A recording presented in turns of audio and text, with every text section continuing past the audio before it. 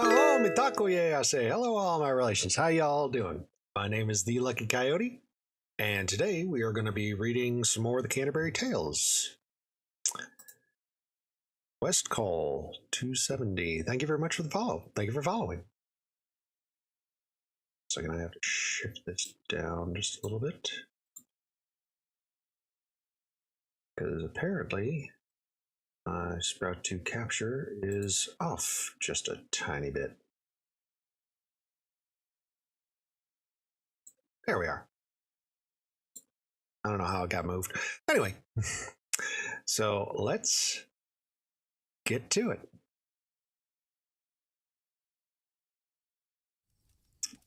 This one is entitled The Merchant's Tale. The Merchant's Prologue.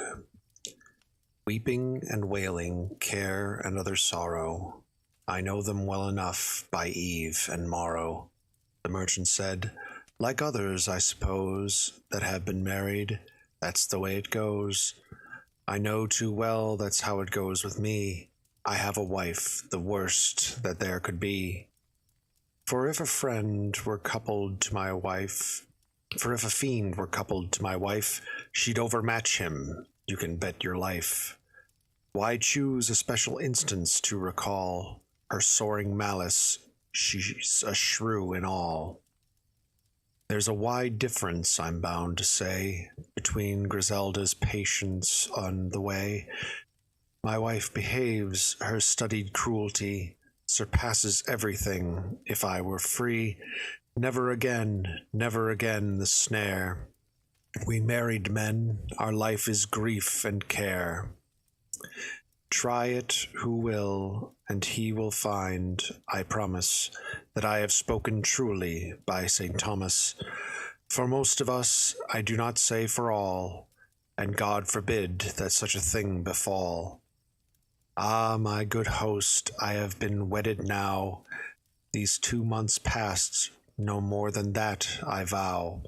Yet I believe no bachelor alive, not if you were to take a knife and rive him to the heart, could tell of so much grief as I could tell you of beyond belief.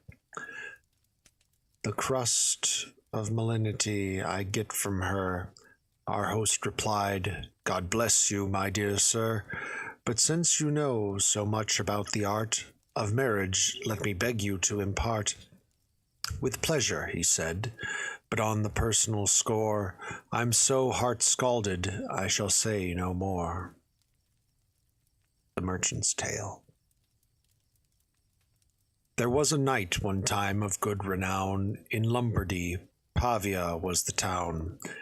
He'd lived there very prosperously for more than 60 years, and was a bachelor, though always taking bodily delight on women with such as he pleased his appetite, as do these foolish worldlings never fear.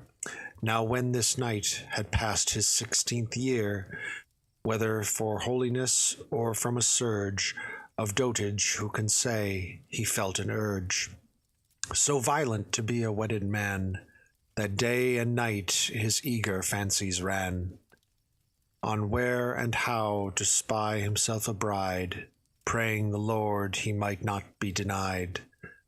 Once to have knowledge of that blissful life there is between a husband and his wife, and live within the holy bond and tether, in which God first bound woman and man together. No other life, he said, is worth a bean, for wedlock is so easy and so clean. It is a very paradise on earth, thus said this aging knight, so full of worth. And certainly as sure as God is king, to take a wife is a most glorious thing, especially if a man is old and hoary, then she's the fruit of all his wealth and glory. It's then he ought to take her young and fair, once upon whom he might beget an heir, and lead a life of rapture and content, whereas these bachelors can but lament and suffer when in some adversity from love, which is a childish vanity. And it's no more than right it should be so, if bachelors are beset by grief and woe. On brittle ground they build, so all is ready for brittle love, though they expect a steady. Their liberty is that of bird or beast. They've no restraint, no discipline at least. Whereas a married man achieves a state of bliss that's orderly and fortunate. Under the yoke of matrimony bowed, the heart in bliss abounding sings aloud. For who is so obedient as a wife? Who is so true, so careful for his life? Whether in health or sickness as his mate, for weal or woe she tends upon his state. In service and in love she never tires, though he lie bedridden till he expires. And yet some writers say this isn't so. Once such was Theophrastus long ago. Who cares if Theophrastus was a liar? Don't take a wife, he said, from a desire to make economies and spare expense. A faithful servant shows more diligence in guarding your possessions than a wife, for she claims half you have throughout her life. And if you're sick, as God may give me joy, your friends, an honest serving boy, do more than she who's watching for a way to corner your possessions night and day. And if you take a wife into your bed, you're very likely to be cuckolded. Opinions such as these, and hundreds worse, this fellow wrote, God lay him under curse. But take no heed of all such vanity. Defy foul Theophrastus, and hear me. A wife is verily the gift of God. All other kinds of gift, the fruitful sod of land, fair pastures, movables in store, rents, they're the gifts of fortune, nothing more, that pass as does a shadow on a wall. Still, if I must speak plainly, after all, a wife does last some time, and time may lapse a good deal slower than one likes, perhaps. Marriage is a momentous sacrament, bachelordom contemptible and spent. In helpless desolation and remorse, I'm speaking of the laity, of course. I don't say this for nothing. Listen, why? Woman was made to be a man's ally. When God created Adam, flesh and bone, and saw him belly naked and alone, he of his endless goodness thus began, let us now make a helpmeet for this man, like to himself, and he created Eve. Here lies the proof of what we all believe, that woman is a man's helper, his resort, his earthly paradise, and his disport. So pliant and so virtuous is she, they cannot but abide in unity. One flesh they are, one flesh, as I suppose, has but a single heart in joys and woes. A wife, Saint Mary, what a benediction! How can a man be subject to affliction? Who has a wife? Indeed, I cannot say. There is a bliss between them such as may. No tongue tell forth, such as no heart can judge. If he be poor, she helps her man to drudge, sets guard upon his goods and checks the waste. All that her husband likes is to her taste. She never once says no when he says yes. Do this, says he. Already done, she says. O blissful state of wedlock, no way vicious, but virtuous and merry, nay, delicious.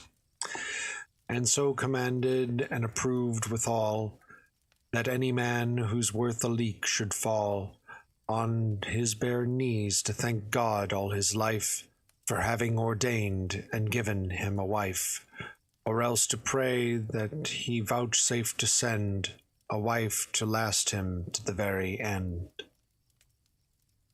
Got started off the bat, eh? Yay. Yep, right off the bat. Then he can count upon security and not be tricked as far as I can see, provided that he works by her advice. Jacob, the learned tell us, was precise in following the good counsel of his mother, and won his father's blessing from his brother, by binding round his neck a pelt of kid, or Judith one can read of what she did. Her wisdom held God's people in its keeping, by slaying Holofernes, who was sleeping. Take Abigail, what good advice she gave. It saved her husband Nabal from the grave. Take Esther too, whose wisdom brought relief to all God's people, saved them from their grief, and made Ahasuerus grant promotion to Mordecai for his true devotion. There's no superlative that ranks in life, says Seneca, above a humble wife. The tongue of wife, so Cato was to say, commands the husband suffer and obey, and yet she will obey by courtesy. A wife is guardian of your husbandry. Well may a man in sickness wail and weep, who has no wife to nurse him and to keep his house for him. Do wisely then and search for one, and love her as Christ loves his church. For if you love yourself, you love your wife, for no one hates his flesh, nay, all his life he fosters it. And so I bid you, wive, and cherish her, or you will never thrive. Husband and wife, whatever the worldly say, in ribald jest are the straight, sure way. They are so knit, no accident or strife harms them, particularly not the wife. So January thought, of whom I told, deeply considering as he grew old, the life of lusty joy and virtuous quiet that marriage offers in its honey diet. And so one day he sent for all his friends to ask their views on what he now intends. With serious face he spoke and solemn tongue. My friends, he said, I am no longer young. God knows I'm near the pit, I'm on the brink. I have a soul of which I ought to think. My body I have foolishly expended. Blessed be God that can still be amended. I have resolved to be a wedded man, and that at once in all haste I can. To some fair virgin, one of tender years, prepare yourselves to help as overseers against my wedding, for I will not wait. I, for my own part, will investigate, and find a hasty match, if there be any. But in as much as you, my friends, are many, you may discern more readily than I, were it would most benefit me to ally. But my dear friends, you may as well be told, the woman must on no account be old, certainly under 20, and demure. Flesh should be young, though fish should be mature. As a pike, not pickerel, makes a tastier meal. Old beef is not so good as tender veal. I'll have no woman 30 years of age, that's only fodder, bean straw for a cage. Old women are as tricky in their trade of making trouble as the boat of Wade. And when they choose, they can be such a pest. It's clear I'd never have a moment's rest. Subtle in the scholar, taught in several schools, and women taught in many are no fools. Half scholars, one might say, But when they're young, a man can still control them with his tongue, and guide them should their duty seem too lax, just as a man may model in warm wax. So let me sum the matter in a clause, I will have no old woman for this cause. For were I so unlucky as to marry, where I could take no pleasure, I'd miscarry. I should commit adultery and slide straight downwards to the devil when I died. I could beget no child on her to greet me, yet I had rather that the dog should eat me, than my fine inheritance should fall into strange hands, that let me tell you all. I'm not a fool, I know the reason why one ought to wed, though I could specify. Many who prate of it, but I engage, they know about as little as my page. Touching the reasons why to take a wife, a man unable to be chaste in life should take a wife in holy dedication, and for the sake of lawful procreation, of children to the honor of God above, not as a paramour or lady love, but to curb lechery which he should eschew, paying his debts whenever it falls due, or each a willing helper to the other, in trouble like a sister to a brother, and live a life of holy chastity. But by your leave, sirs, that would not suit me. For God be thanked I dare to make the claim, I feel my limbs sufficient, strong, and game, for all that is belonging to a man, and am my own best judge in what I can. I may seem hoary, but I'm like a tree that blossoms white before the fruits can be. Blossoming trees are neither dry nor dead, and I am only hoary on my head. My heart and all my members are as green as laurel is the year round, I mean. And now you are informed of my intention, I beg you to agree without dissension. Various men gave various examples of classic marriages, convincing samples. Some praised it certainly, some reprehended, but at the last, to get the matter ended, as altercation happens every day among good friends who mean to say their say, an argument was presently begun between two friends of his, Placebo one, Justinius, as I recollect the other.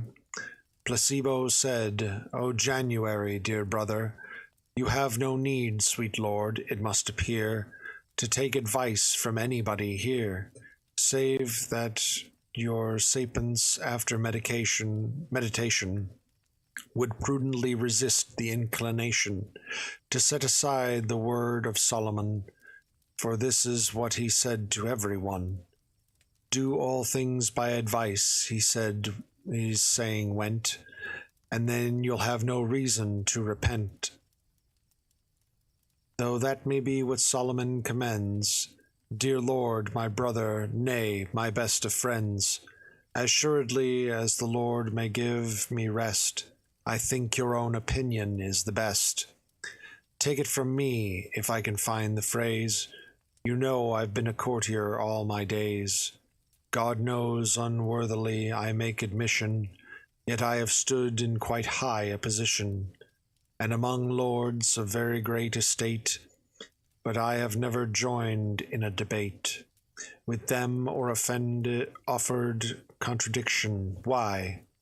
Well, obviously my lord knows more than I, and what he says I hold as firm and stable. I echo it as far as I am able. No counsellor is such a fool as he, that, serving on his lord of high degree, dares to presume, or even thinks it fit, to be superior in him to wit. Lords are no fools, believe me, may I say, that you have also shown yourself today, a man of lofty views and eloquent, a holy-minded man, and I consent to all you said. It should be written down. A speech like that, there isn't one in town, nor all Italy able to supply it. Christ holds himself more than rewarded by it.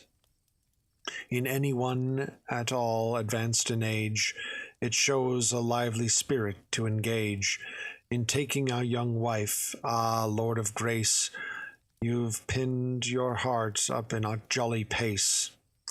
Follow your inclination, I protest. Whatever you decide on will be best. Justinius, who sat silent, having heard Placebo speaking, then took up the word. Brother, he said, be patient with me, pray. You spoke your mind, now hear what I would say. Seneca gave a lot of sound advice.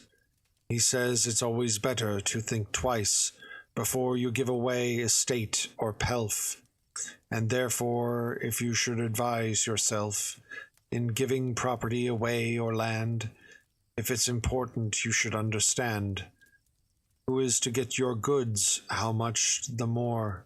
You ought to think of things over well before you give away your body. If I may, I'd like to warn you, it is no child's play. Choosing a wife, it needs consideration. In fact, it asks a long investigation.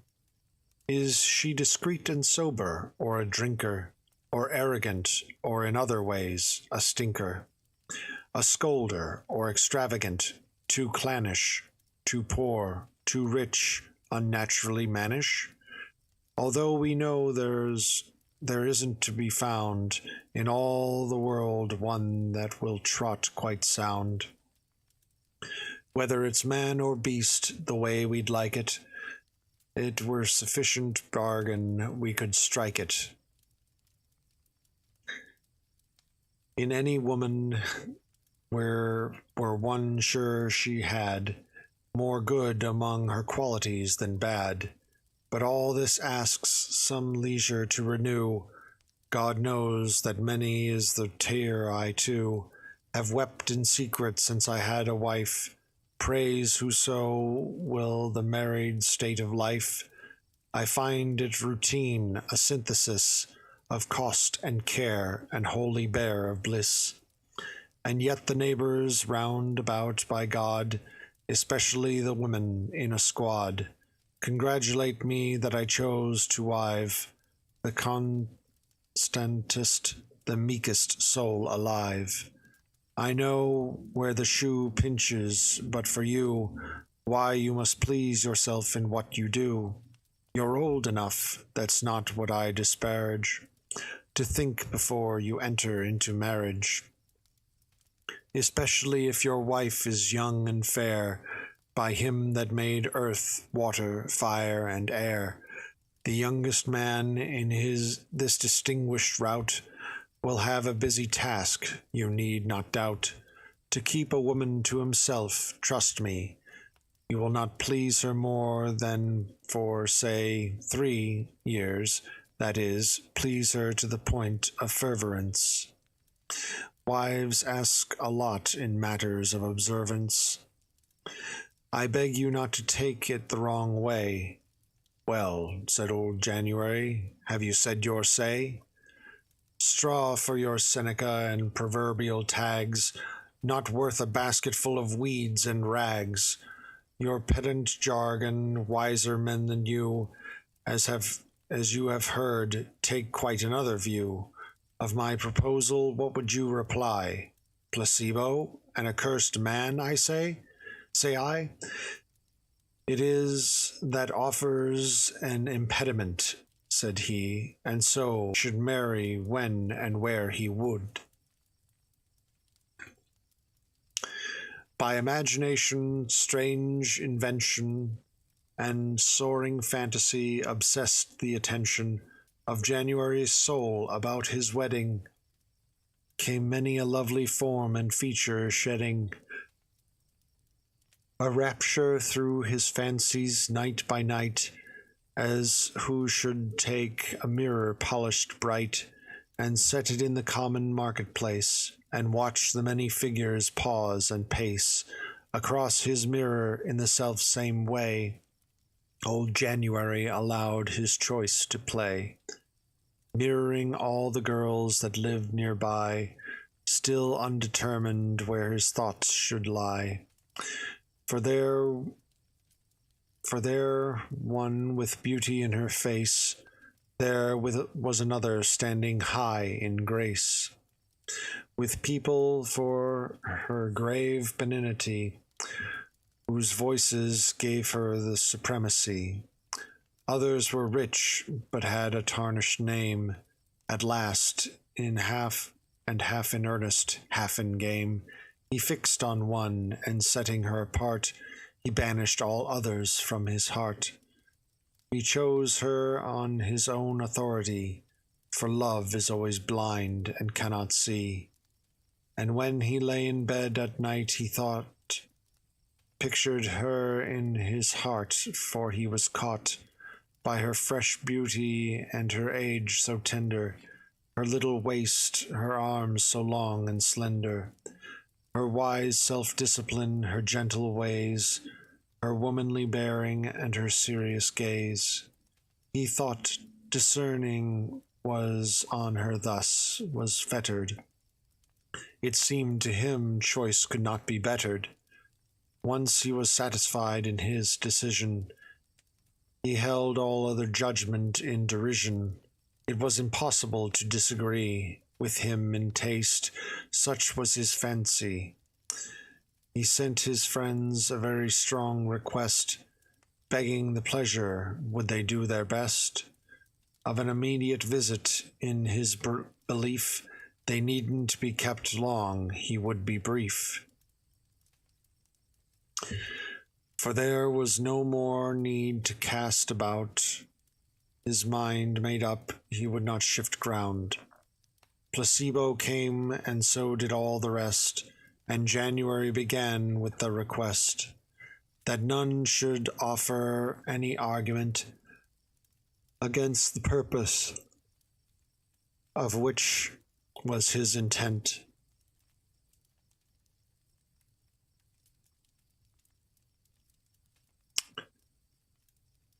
West Cole, I do not have a Discord. Pleasing to God Almighty, said he, the very ground of his prosperity. He said there was a maiden in the town, whose beauty was indeed of great renown.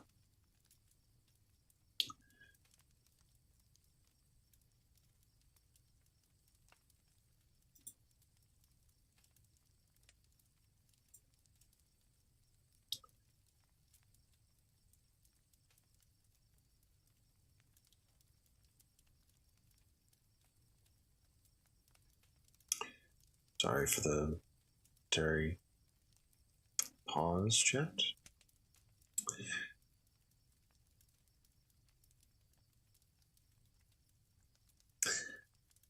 Placebo came, and so did all the rest, and January began with the request that none should offer any argument against the purpose which was his intent, pleasing to God Almighty, and, said he, the very ground of his prosperity. He said there was a maiden in the town, whose beauty was indeed of great renown. Her rank was not so great, to tell the truth, but still she had her beauty and her youth. She was the girl he wanted for his wife, to lead a life of ease, a holy life. And he would have her all, thank God for this. There would be shares for no one in his bliss. He begged them then to labor in his need, and help to make his enterprise succeed. For then, he said, his mind would be at rest, with nothing to annoy me or molest, but for one thing, which pricks my conscience still, so listen to me kindly, if you will. I've often, he continued, heard ere this, that none may have too peaceful, too perfect kinds of bliss. Bliss in this world, I mean, and bliss in heaven, though he keep clear of sin the deadly seven, and all the branches of their dreadful tree, yet there's no perfect a felicity. In marriage, so such much pleasure, so few tears, that I keep fearing, though advanced in years, I shall be leading such a happy life, so delicate with neither grief nor strife, that I shall have my heaven here in earth, and may not that cost me more than it's worth? Since that true heaven costs a man so dear, in tribulation and in penance here, how should I then, living in such delight, as every married man by day and night, has with his wife attained to joys supernal, and enter into bliss with Christ eternal? That is my terror. Have you a suggestion, my worthy brothers, to resolve the question? Justinius, who despised his nonsense, said, jesting as ever, what came into his head, and wishing not to spin things out in chatter, use no authorities to support the matter.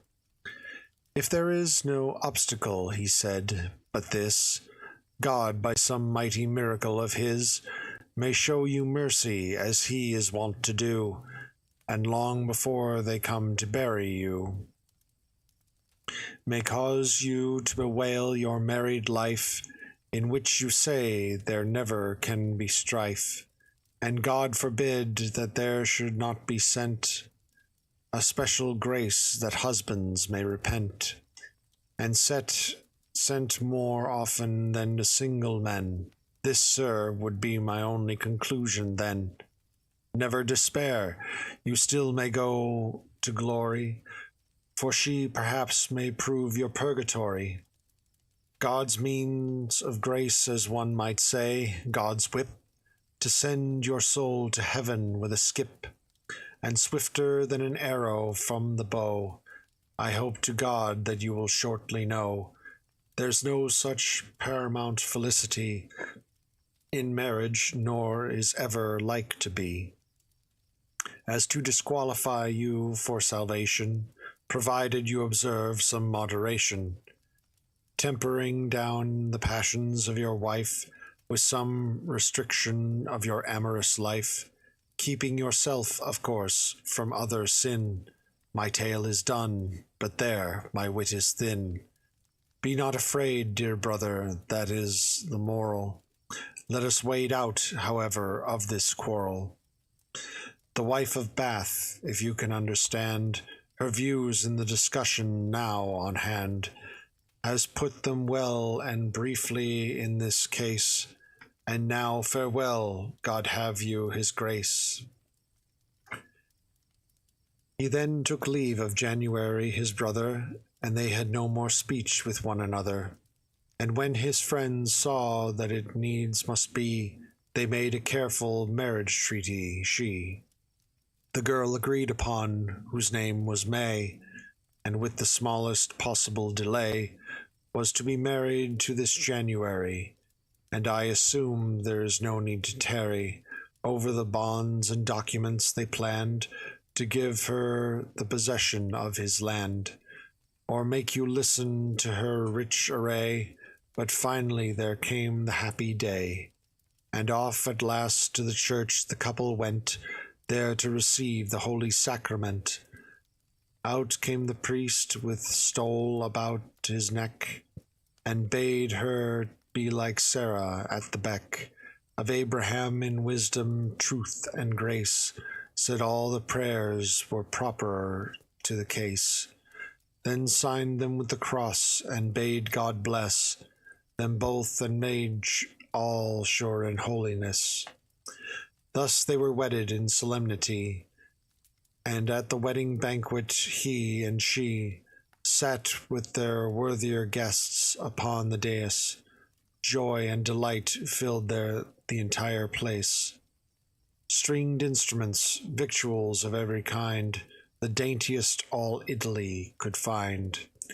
Music broke forth as with the sound of Zion, not Orpheus nor the Theban king Amphion ever achieved so sweet a melody.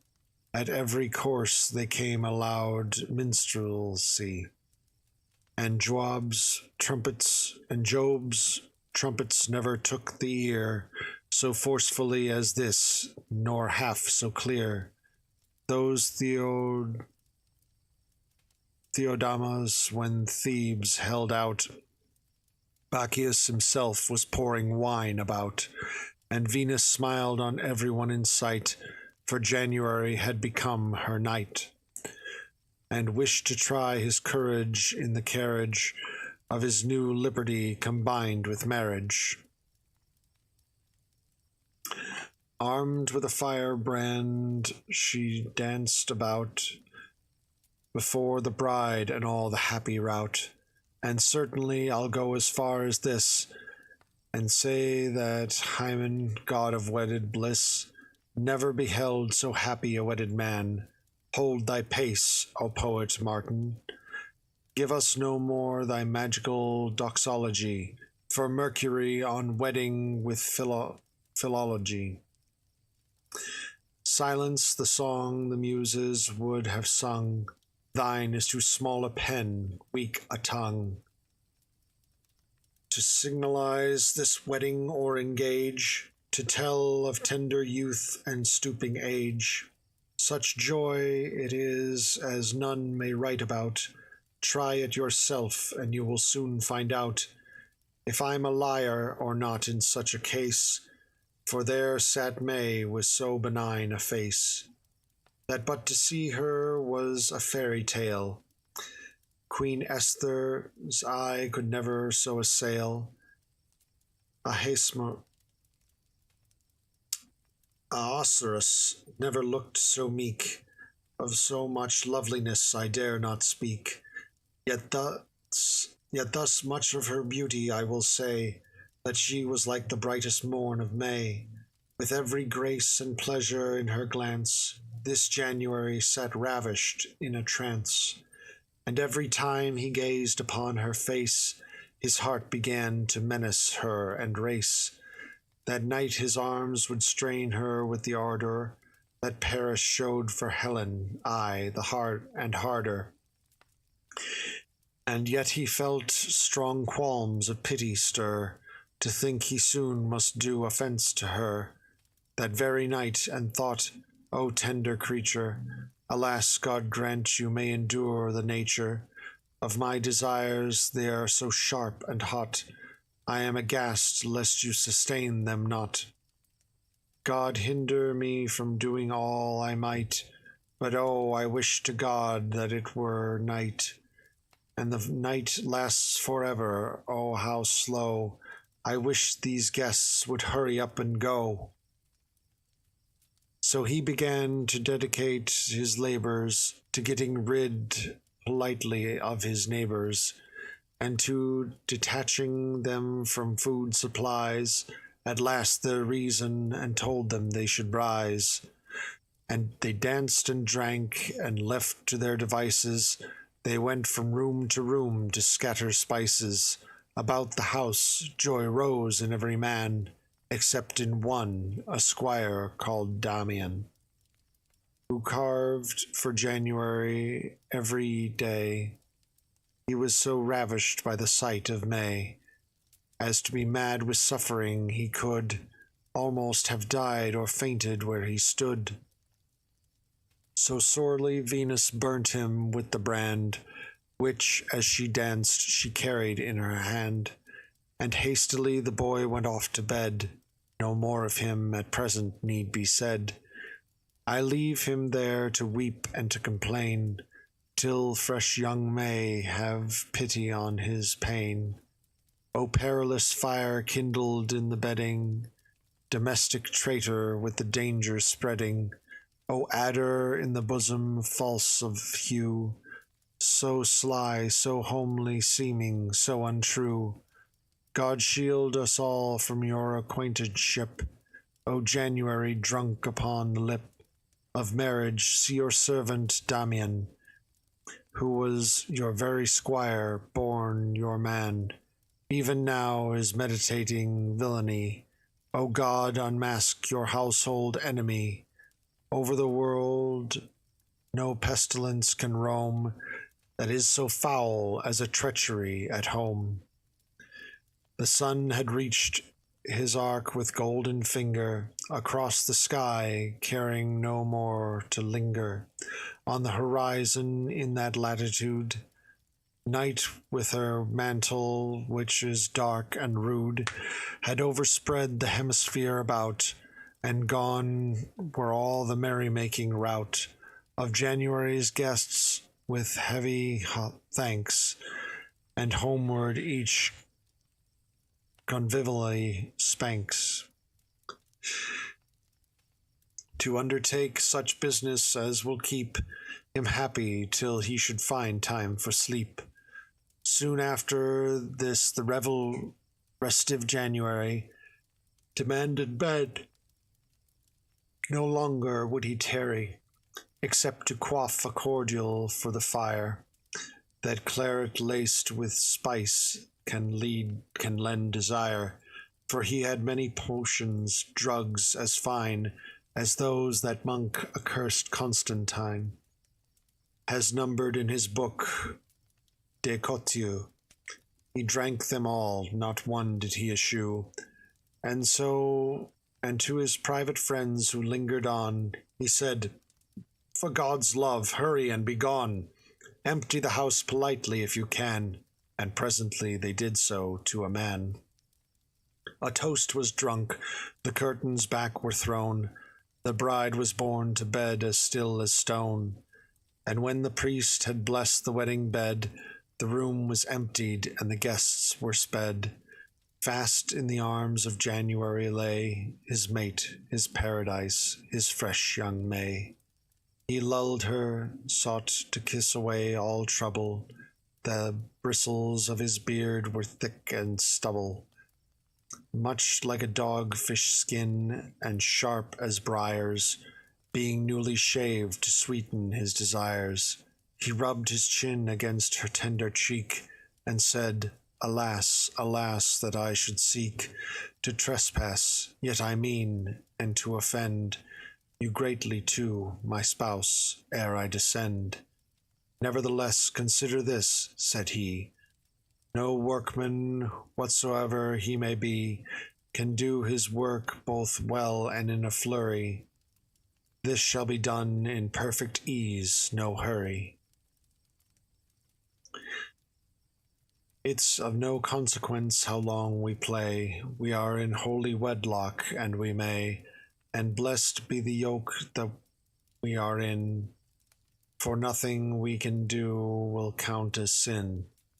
As man is not a sinner with his wife, cannot hurt himself with his own knife.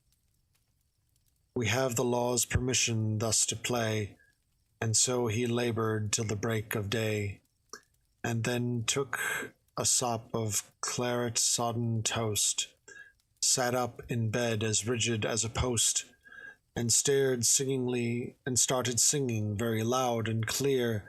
He kissed his wife and gave a wanton leer, feeling a coltish rage towards his darling, and chattering in the jargon of a starling. The slack of skin about his neck was shaking, and thus he fell a-chanting and corn-cracking.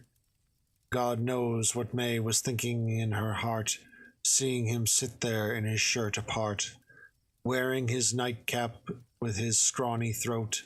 She didn't think his games were worth a groat. At last he said, I think I'll take a rest. Now day has come. A little sleep were best. And down he lay and slept till 8:30. Then he woke up, and seeing it was late, old January arose, but fresh young May kept her apartment until the 4th day. As women will, they do it for the best. for ever laborer must have time to rest, for otherwise he can't keep laboring, and that is the nature of every living thing, be it fish, a bird, a beast, or man. Now I will speak of woeful Damian, languishing in his love as will appear. I would address him thus if he could hear. O silly Damian, alas, alas, answer my question in your present pass. How are you going to tell her of your woe? She's absolutely bound to answer no, and if you speak, she's certain to betray you. I can say nothing, God be your help and stay you. Sick-hearted Damian, and Venus's fire is so consumed he's dying with desire, and so he took up his courage in his hand to end a grief he could no longer stand.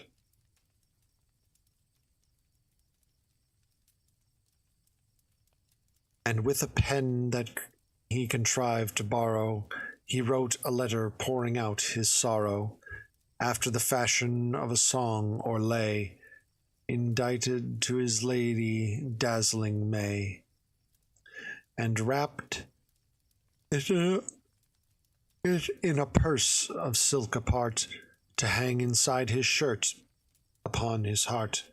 The moon that stood in Taurus on the day when January had wedded lovely May, had glided into Cancer.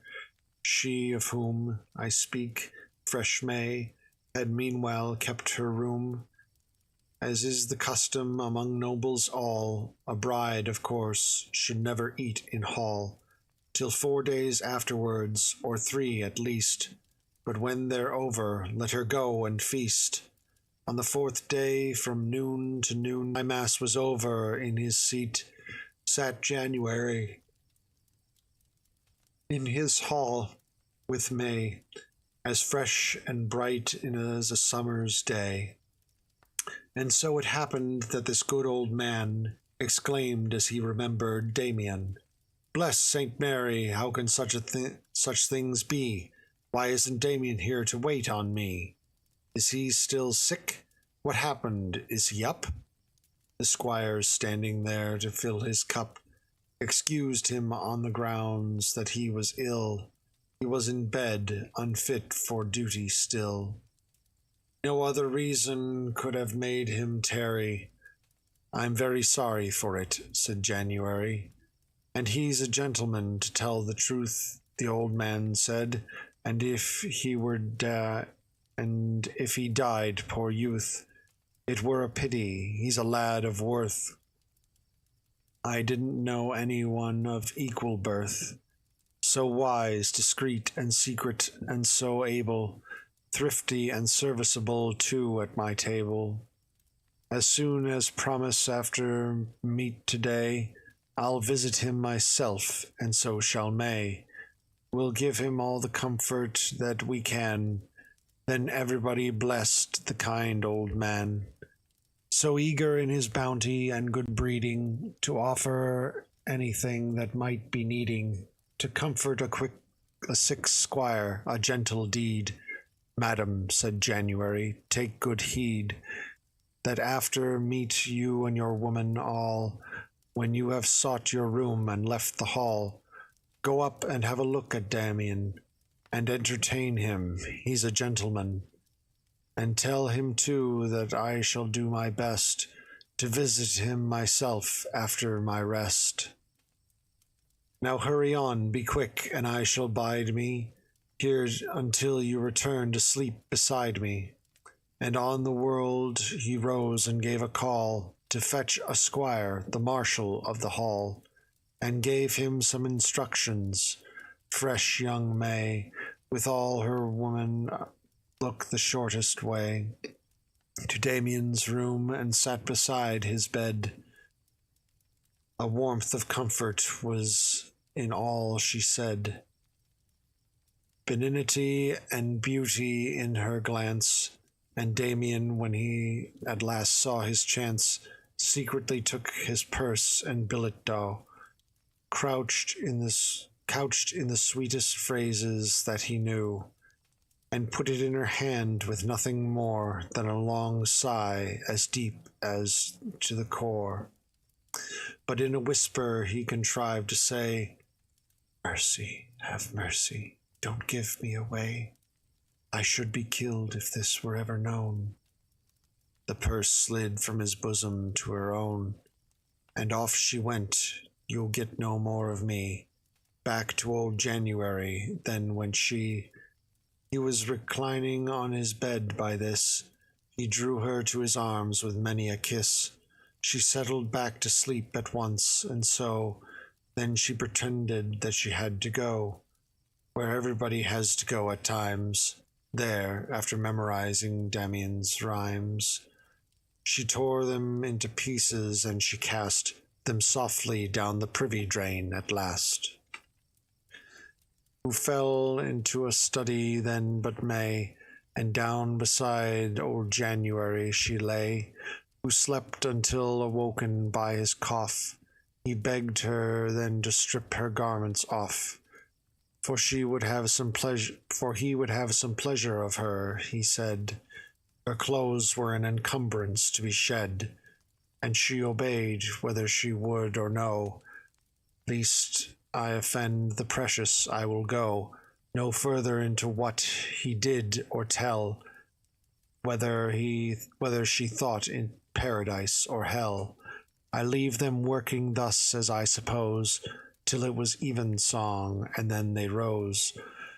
Whether by destiny or accident, by starry influence or natural bent, or whether some constellation held its state in heaven to make the hour fortunate, for giving billet doux and lending wing to Venus. There's a time for everything.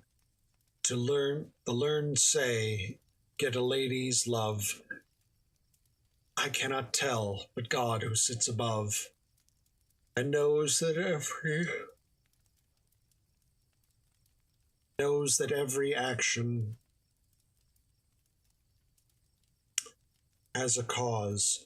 Let him decide, for I can only pause. In silence, this at least is true of May, that such was the impression made that day, and such her pity for that sick young man, she could not rid her heart of Damien, or of the wish to see his troubles ended. Whoever else she thought may be offended. I do not care, but I can promise this, to love him more than anyone there is. Though he mayn't have a shirt, will be kind.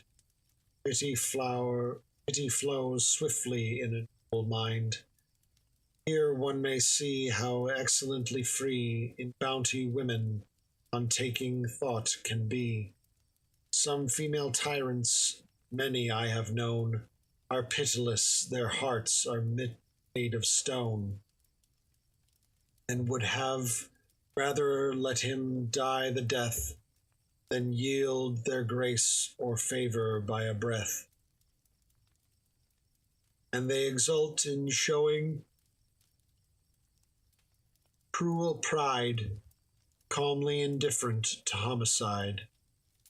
Soft May felt pity, you must understand. She wrote a letter in her own fair hand, which she needed. She granted him her every grace. There needed nothing but the time and place. I'm sorry, I'm tired.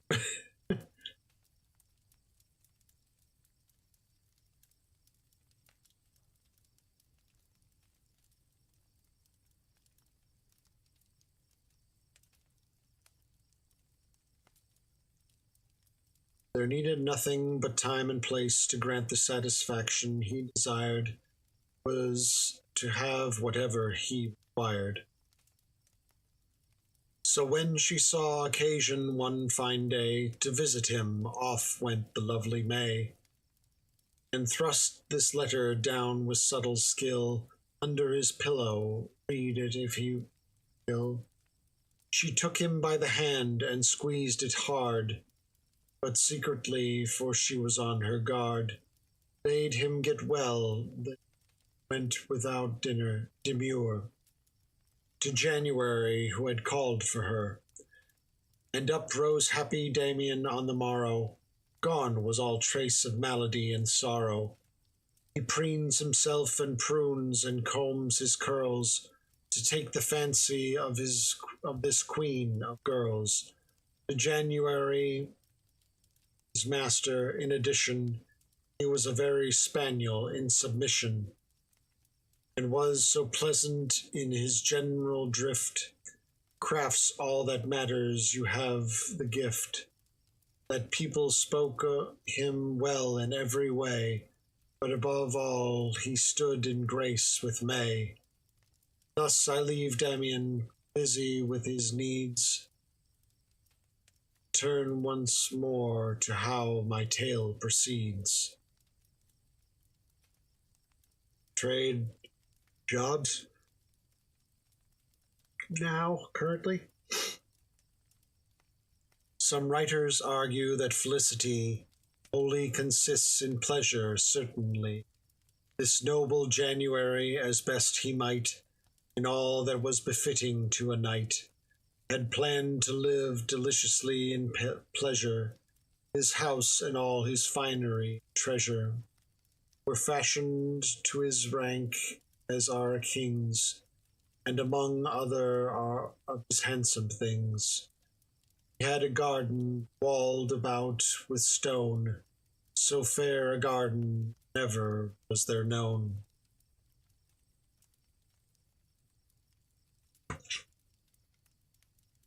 For out of doubt I honestly suppose that he who wrote the romance of the rose, could not have pictured such magnificence, perhaps never had the eloquence, though he be god of of gardens, to retell the beauty of this garden and the well. Under a laurel standing evergreen, many a time King Pluto and his queen,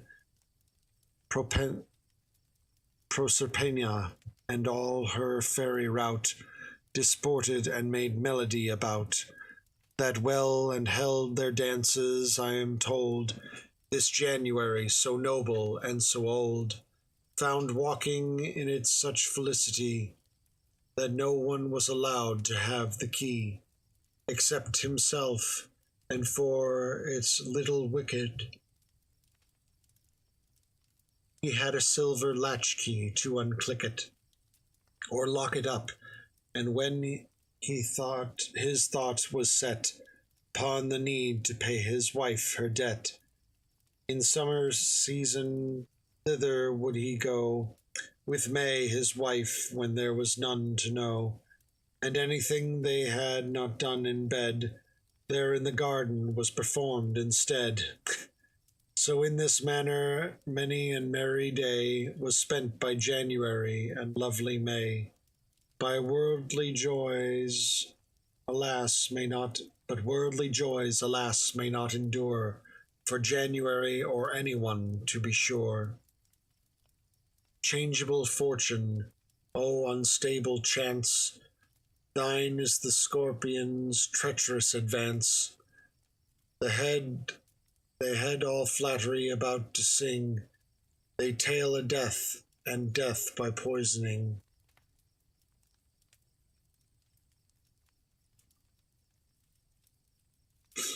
Exhibitionist? No, not really. I mean, he's the only one there. He and his wife. So more just an open air enjoyer?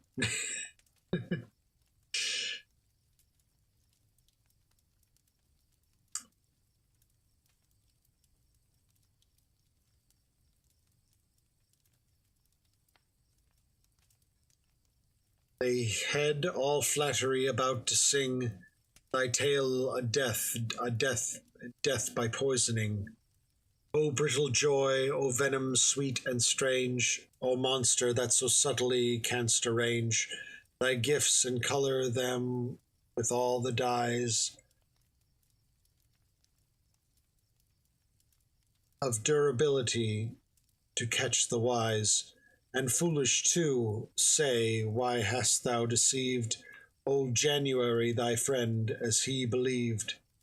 Thou hast bereft him of his sight, his eye is dark, and in his grief he longs to die.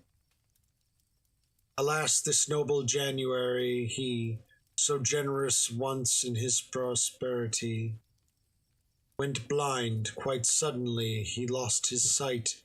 Pitiful loss, he wept it day and night.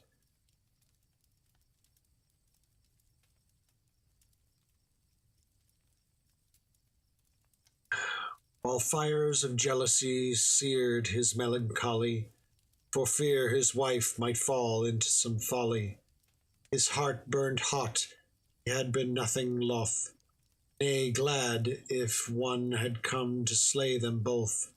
For neither on his death nor in his life was she to be the mistress or the wife of any other, but in weeds of state, true as a turtle that had lost her mate. She was to live, the garments on her back, a widow's, never anything but black.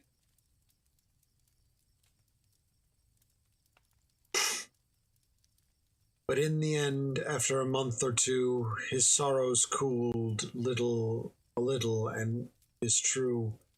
For when he saw there was no remedy, he took in patience his adversity, save that the indescribable embittered, save that the ineradicable sting of jealousy embittered everything. For so outrageous are the thoughts it rouses, of his acquaintance no, nor anywhere. For so outrageous are the thoughts it rouses, that neither when at home nor in the houses of his acquaintance no, nor anywhere, would he allow his wife to take the air, unless his hand were on her day and night. Ah, how she wept, fresh as she was, and bright, who loved her Damien, with so began love that sudden death was her design, unless she could enjoy him so at first, she wept and waited for her heart to burst.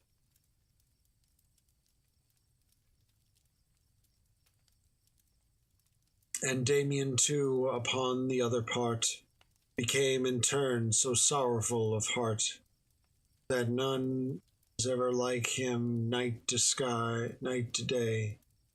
There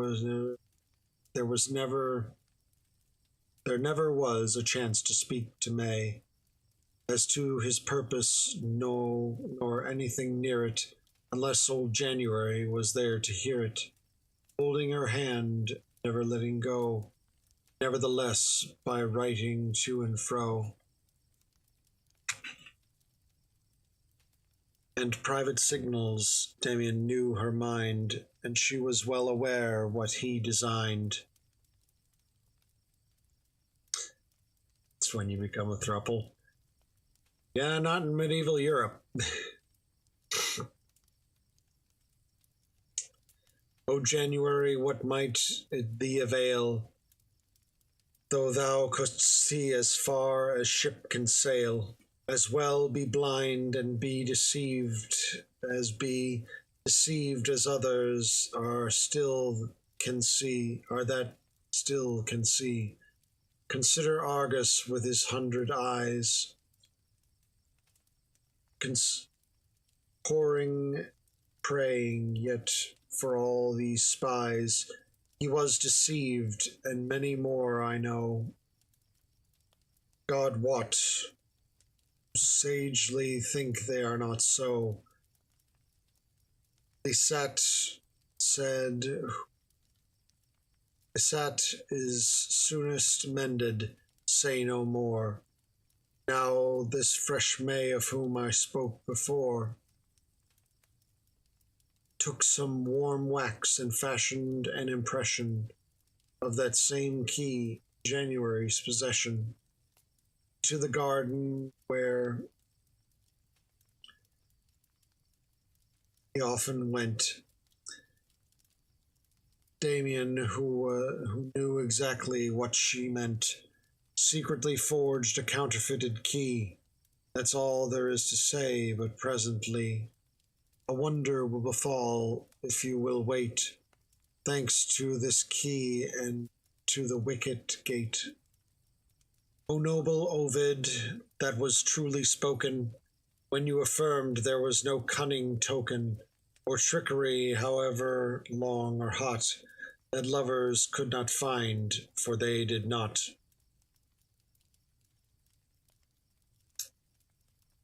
When Pyramus and Thisbe, I recall, those strictly watched, held converse through a wall. There was a trick that none could have forecast, but to our purpose ere a week had passed. Before July was on them it befell that January's thoughts began to swell. Incited by his wife with eager wishes to be at play with her among the bushes, in his walled garden, he and she alone, to May with his intentions. Ah, said he, rise up, my wife, my heart, my lady. Winter's turtle's voice in his head, my dove, my pet. Winter is gone with all its rain and wet. Come out with me, bright eyes, my concubine, my Columbine. Oh, how fairer are thy breasts than wine. Our garden is enclosed and walled about. White spouse, come forth to me, ah, never doubt. But I am wounded to the heart, dear wife, for love of you, unspotted in your life. As well I know, come forth to take our pleasures, wife of my choice and treasure of my treasures. He got these lewd old words out of a book, and May at once gave Damien a look, signaling he should go before and wait. So Damien ran ahead, unlocked the gate, and darted in as swiftly as a bird. He managed to be neither seen nor heard, and crouched beneath the bushes on his own. And then this January, blind as stone, came hand in hand with May, but unattended, and down into the garden they descended, and having entered, clapped their wicket to. Now, wife, he said, none's here, but I am ask you, and you are she, the creature that I best love. For by the Lord that sits in heaven above, believe me, I would die upon the knife, rather than hurt you, truest, dearest wife. Remember how I chose you for God's sake, not covetously nor in hope to make, but only for the love I had to you. Be true to me, and I will tell you why. 3 things for certain you shall win thereby. First, God's love, the love of Christ. Next, honor to yourself. Go. Last, your inheritance, my lands and pelf. Towers and towns draw the arrangement up. Their years, it shall be signed before we sup. But first, as God and may bring my soul to bliss, I pray you seal the covenant with a kiss. And though I may be jealous, blame me not. You are so deeply printed on my thought. that when I see your beauty and engage that thought with my dislikable old age, I cannot, though it might be death to me, forbear a moment of your company. For very love I say it with no doubt. Now kiss me, wife, and let us roam about. Fresh-hearted May, on hearing what he said, benignly answered him with a drooping head. But first and foremost she began to weep. Indeed, she said, I have a soul to keep, no less than you, and then there is my honor, which for a wife is like a flower upon her. I put it in your hands for good or ill, when the priest bound my body to your will. So let me answer of my own accord, if you will give me leave, beloved Lord. I pray to God that never dawn the day, or let me die as foully as I may, when I shall do my family that shame, or bring such dishonor on my name, as to be false. And if my love grow slack, take me and strip me, sew me in a sack, and drop me in the nearest lake to drown. I am no common woman of the town. I am of gentle birth, keep aloof. So why speak thus to me? For what reproof have I deserved? It's men that are untrue, and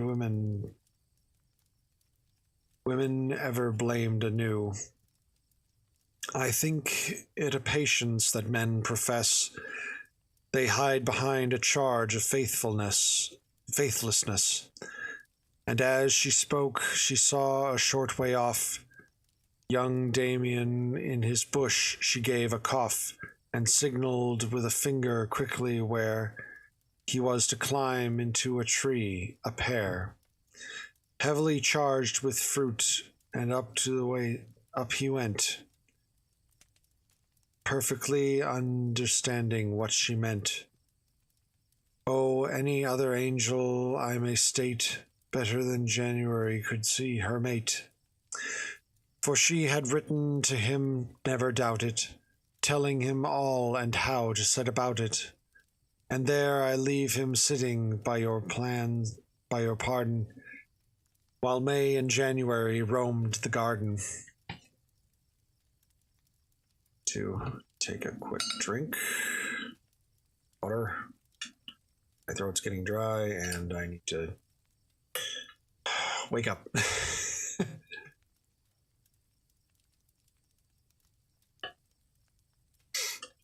I think, though, yeah, I should probably get some caffeine in me. I might take a nap after this. So, one moment, and I will be right back.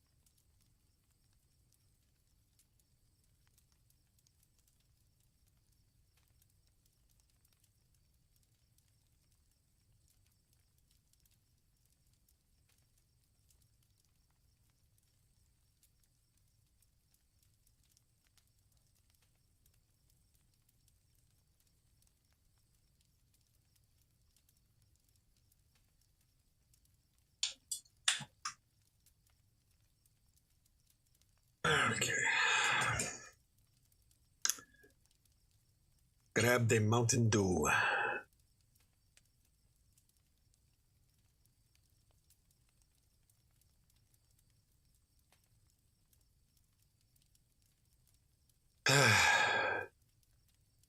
Well, I mean, I've had a Mountain Dew for a long time sitting around. I just don't drink soda.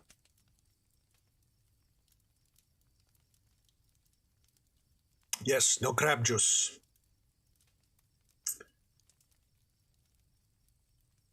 Okay. Trying to see.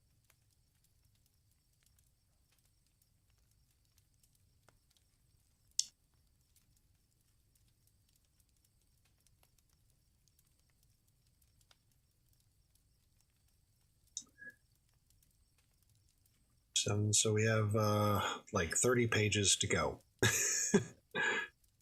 left of this book. So, sorry, not 30 pages. 100 pages left to go. Sorry, 100 pages.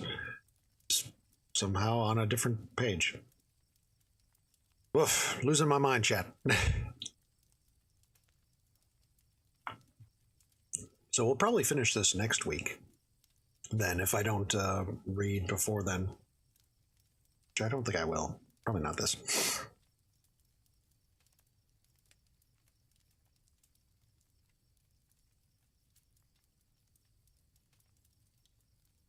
Bright was the day, and blue the firmament. Down fell the golden flood that Phoebus sent, to gladden every flower with his beams. He was in Gemini at the time, it seems, and but a little from his declination in Cancer, which is Jupiter's exaltation.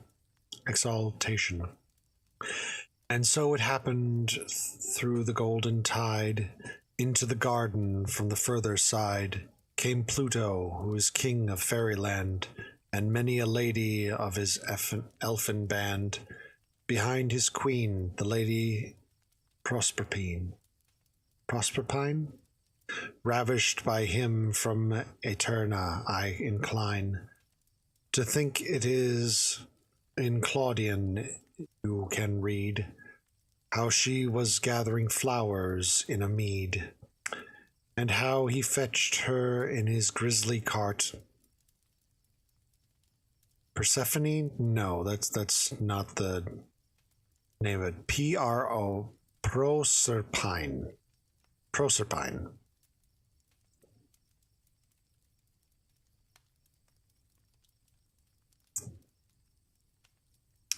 I don't know why it's written like that. But perhaps Proserpine is the Latin version of Persephone, because Pluto's the Roman god of the dead, as opposed to Hades and Persephone.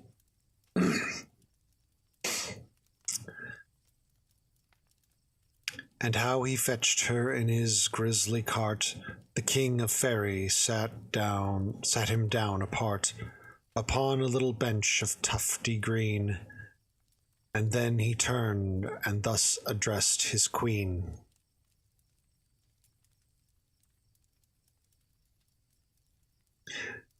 Yep, there we go, I was correct. Dear wife, he said, what no one can gainsay, and what experience shows us every day, are the foul treacheries women do to men. 10,000 tales and multiply by 10. Record your notable untruth and lightness, O Solomon, in thy wisdom, wealth, and brightness, replete in sapience as in worldly glory. How memorable are thy words and story, to every creature capable of reason, of man's true bounty and of women's treason. Thou saidst, among 1,000 found I one, and yet among all women I found none.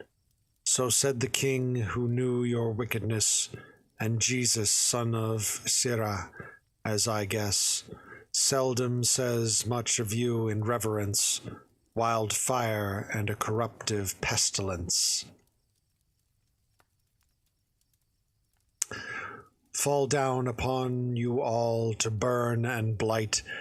Do you not see that honorable knight, who, being blind and old and unobservant, is to be cuckolded by his own servant? Look, there he sits, that lecher in the tree. Now I will grant it of my majesty to this blind, old, and estimable knight, that he shall instantly receive his sight. Whenever his wife begins her villainy, he shall know all about her harlotry, both in rebuke of her and others too. So that, the queen replied, is what you'll do? Now, by my grandsire's soul, though she is young, I'll put a ready answer on her tongue, and every woman's after for her sake, though taken in their guilt, they yet shall make a bold-faced explanation to excuse them, and bear down all who venture to accuse them. For lack of answer none of them shall die, though a man saw things with his naked eye. We'll face it out, we women, and be bold, to weep and swear, insinuate and scold. As long as men are gullible as geese, what do I care for your authorities? I am well aware this Jew, this Solomon, found fools among us women, many a one. But if he never found a woman true, God knows that there are many men who do, who find them faithful, virtuous, and good. Witness all those in Christian sisterhood, who prove their constancy by martyrdom, and Roman history as mentioned some. Aye, many women of exceeding truth. Now keep your temper, sir, for he, forsooth, said there were no good women, if you can consider the opinion of this man. He meant it thus, that sovereign constancy is God's alone, who sits in Trinity.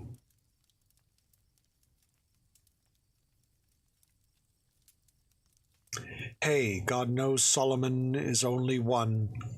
Why did you make so much of Solomon? What though he built God's temple in the story? What though he were so rich, so high in glory? He made a temple for false gods as well, and what could be more reprehensible? Platter him over as you may, dear sir, he was a lecher, an idolater, and in his latter days forsook the Lord. Had God not spared him, as the books record, because he loved his father, surely he would have lost his kingdom rather than that he should. And all the villainous terms you may apply to women I value at a butterfly. I am a woman, and I needs must speak, or swell until I burst. I shall be meek.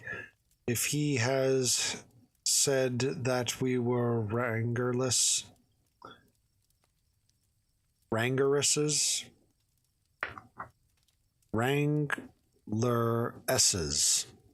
as ever I may hope to flaunt my tresses, I will not spare for manners or politeness to rail at one who rails at women's lightness. Madam, he said, be angry now no more. I give up, but seeing that I swore upon my oath to grant him sight again, I'll stand by what I said. I tell you plain. I am king, it fits me not to lie, and I am the queen of fairyland, say I. Her answer she shall have, I undertake. Let us have no more words for goodness' sake. Indeed, I don't intend to be contrary. Now let us turn again to January, who walked the garden with its airy May, and sang more merrily than a popinjay. I love you best, and ever shall, my sweet, so long among the paths had strayed their feet, that they at last had reached the very tree where Damien sat in wanting merrily, high in his leafy bower of fresh green, and fresh young May so shiningly serene. Began to sigh, and said, "Oh, I've a pain. Oh, sir, whatever happens, let me gain one of those pearls up there that I can see, or I shall die. I long so terribly to eat a little pear, it looks so green. Oh, help me for the love of heaven's queen. I warn you that a woman in my plight may often feel so great an appetite for fruit that she may die to go without.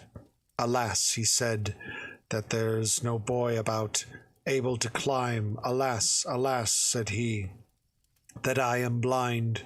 "No matter, sir," said she, "for if you would consent, there's nothing in it to hold the pear tree in your arms a minute. I know you have no confidence in me, then I could climb up well enough," said she, "if I could set my foot upon your back. Of course," he said, "why, you shall never lack for that or my heart's blood to do you good." And down he stooped, upon his back she stood.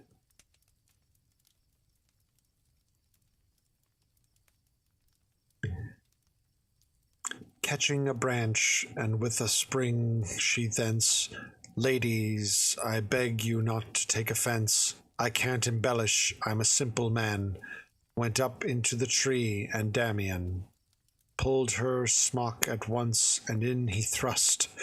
And when King Pluto saw this shameful lust, he gave back sight to January once more, and made him see far better than before. Never was a man more taken with delight than January when he received his sight, and his first thought was to behold his love. He cast his eyes into the tree above, only to see that Damian had addressed his wife in ways that cannot be expressed. Unless I use a most discourteous word, he gave a roaring cry, as might be heard from stricken mothers when their babies die. "Help! Out upon you!" he began to cry. "Strong, Madam Strumpet, what are you up to there?" "What ails you, sir?" said she. "What makes you swear? Have patience, use the reason in your mind.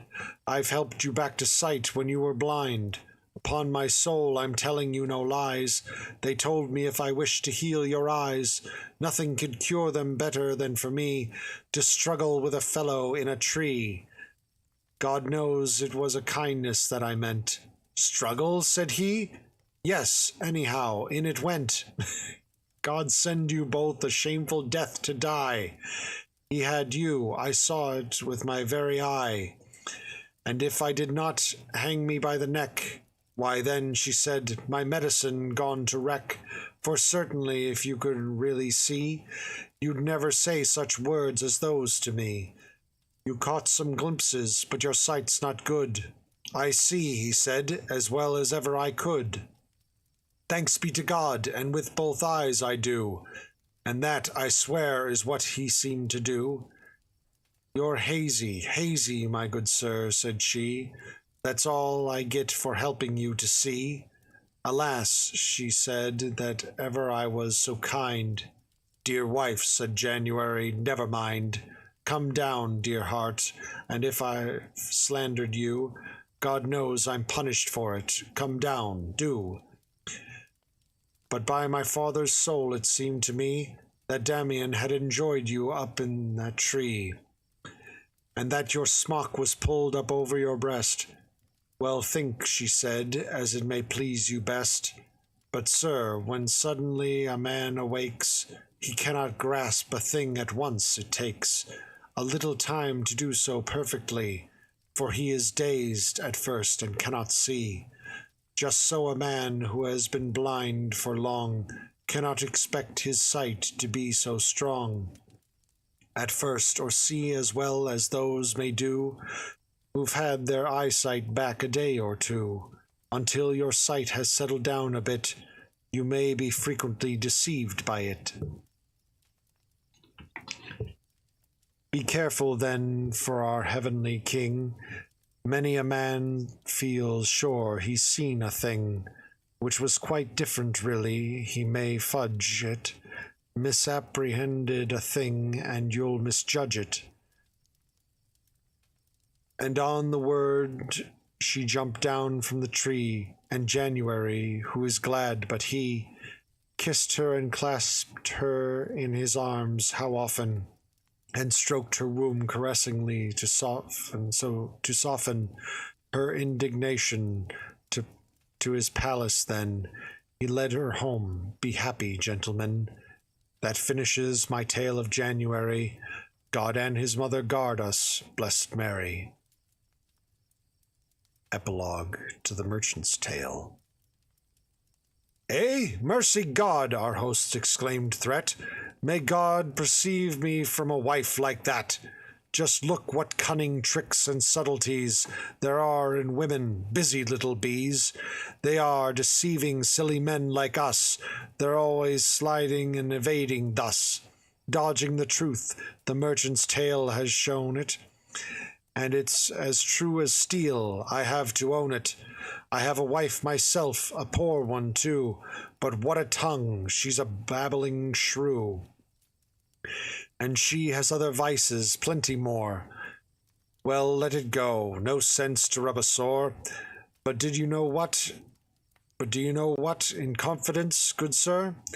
I much regret that I am tied to her. Were I to reckon her vices one by one, I'd only be a fool when I had done. And why? Because it would be sure to be reported back to her by 2 or 3 among us here, by whom I needn't say. In all such matters women find a way. And anyhow my brains would hardly run to telling you, and so my story's done."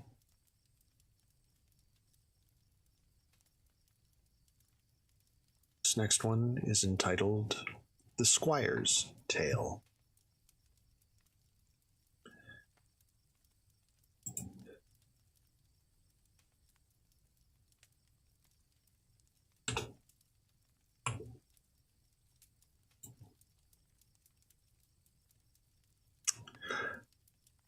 The Squire's Tale Prologue. "Squire, come up, and if you feel disposed, say something about love, it is supposed. You know as much of that as any man." "Oh, no, sir," he replied, but what I can, I'll do with all my heart, and I won't rebel. Against your pleasure I've a tale to tell. Have me excused if I should speak amiss. My will is good, and look, my tale is this." The Squire's Tale, Part 1.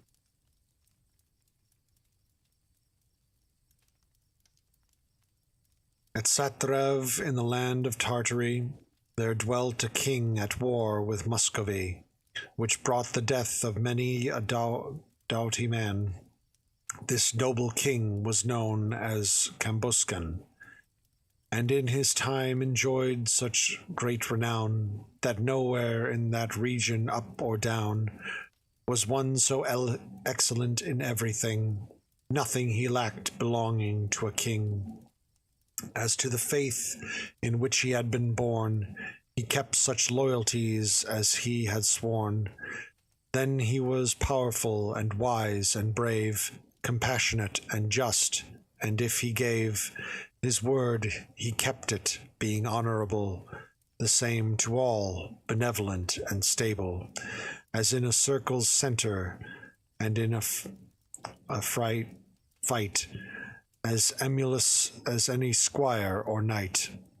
Young, personable, fresh and fortunate, maintaining such a kingliness of state. There never was his match in mortal man, this noble king, this Tartar Cambuscan. begat 2 sons of Elfeta his wife. The elder bore the name of Algrasif, the older son, the younger, Cambalo. He had another child, a daughter, though.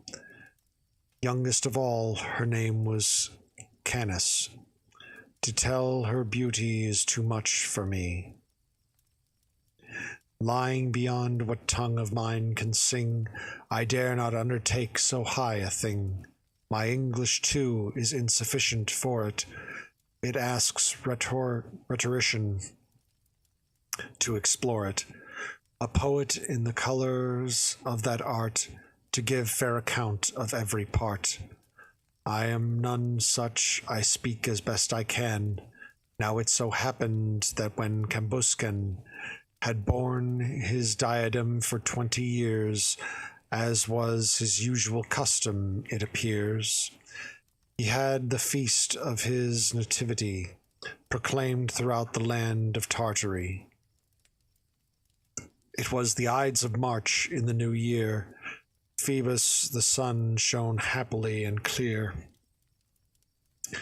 for he was near his point of exaltation in the face of Mars, and there he held his station in Aries, and that's the sultry sign, cheerful the weather, vigorous and benign, and all the birds against the sunny sheen, what with the season and the early green, sang the loud canticles of their affection, for as it seemed at last they had protection against the sword of winter, keen and cold. This noble Cambuscan, of whom I told, sat on his dais in a royal robe, high on his throne with diadem and globe, and there held feast in all his power enfurled, and there was nothing like it in the world. If I should pause of this array, the task would occupy a summer's day. Nor is there any need I should enforce attention to this his banquet, course on course, or number the quaint dishes they put on, the heron chick, the richly roasted swan. For in that country, veteran knights report, there are some meats esteemed the daintiest sort, though in this country their esteem is small, but there is none who could report it all. So let me not delay you, it is prime of day, I would be fruitless loss of time. It would be fruitless loss of time. Let me retrace my footsteps to the source. It happened close upon the second course, as the king sat with his nobility, listening to instruments of minstrelsy that made delicious music in the hall. Suddenly at the door, in sight of all, there came a knight upon a steed of brass, bearing a mirror broad and made of glass. Upon his thumb he had a golden ring, and at his side a naked sword a-swing. And up he rode and reached the royal table. In all that hall not one of them was able to speak a word for wonder at this night. They waited, young and old, and watched the sight. This stranger knight so suddenly presented, bareheaded, armed, and richly ornamented, saluted king and queen and nobles all, in order as they sat about the hall, with such deep reverence and comely grace, not only in his speech but in his face, that Gawain, ever courteous, ever bland, though he were come again from fairyland, a greater courtesy could not have shown, and thus before high table and the throne he gave his message in a manly voice, in his own language with perfect choice of phrase, faultless in syllable or letter, and that his story might appear the better. Gesture and word were fitted to each, as taught to those that learn the art of speech. And though I lack his talent to beguile, and cannot climb over so tall a stile, I say, as to their general consent, the words I use amount to what he meant. So far as I can trust my memory, the King of India and Araby, who is my sovereign lord this solemn day, salutes your majesty as best he may, and sends you here in honor of your feast, through me, who am your servant, though the least, this steed of brass that can easily may run within the natural circuit of the sun, that is to say, in 24 hours, wherever you may wish, in drought or showers, and bear your body to whatever place your heart desires at a gentle pace, and without hurt to you, though foul or fair, if you should wish to fly and mount the air, as does an eagle when it seeks to soar, this very steed will bear you as before, in perfect safety on your chosen track, though you should fall asleep upon his back.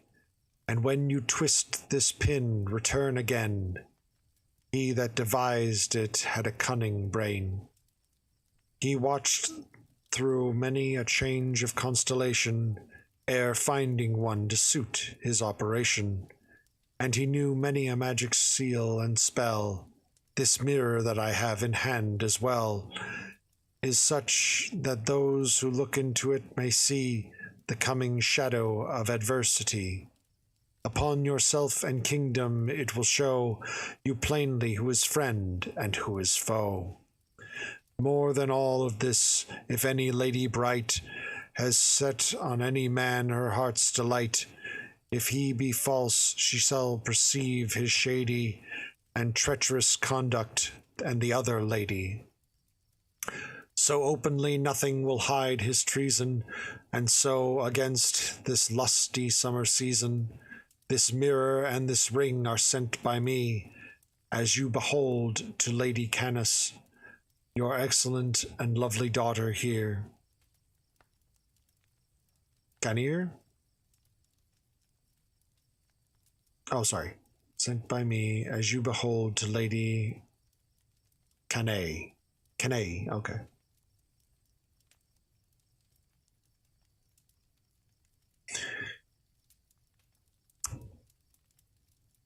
Your excellent and lovely daughter here, the virtue of this ring, as will appear, stands in this point, if she be not adverse to wear it on her thumb or in her purse. There is no bird that flies beneath the reach of heaven but she will understand its speech, and know its meaning openly and plain, and in the language answer it again. Of every rooted grass that grows on earth, she shall have knowledge too, and test its worth. In sickness or on wounds, however wide, this naked sword here hanging at my side retains the property to cut and bite the armor of whatever man you smite, though it were thicker than a branching oak, and when a man is wounded by its stroke, nothing can heal him till the sword is laid in mercy flat upon the wound it made. Where he was hurt, this is as much to say, lay the blade flat, turning the edge away, and stroke the wound, and you will see it close. This is the very truth in somber prose. While it is your hold, it cannot fail. While it is in your hold, it cannot fail. The stranger knight, thus having told his tale, rode out of hall, dismounted, and had done.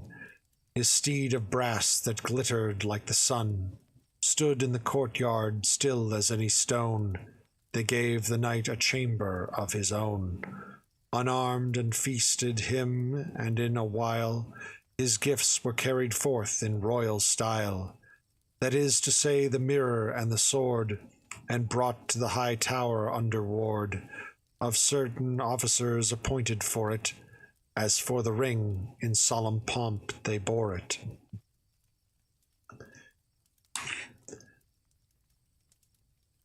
To Canay herself, who sat at the table, but I assure you all it is no fable, That horse of brass could not be raised or slewed, but stood its ground as if it had been glued. It was of no avail to drive or bully, use windlass, engine, artifice, or pulley. And why? Because they did not know the dodge, and so they were obliged to let it lodge below until the night had shown them how to shift him. You shall hear it, but not now.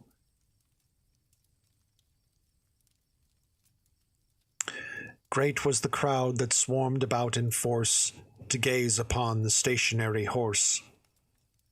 It was as tall as broad, and of a length just as proportionable to its strength as any courser bred in Lombardy, quick-eyed, as horsely as a horse can be, like an Apulian steed, as highly bred.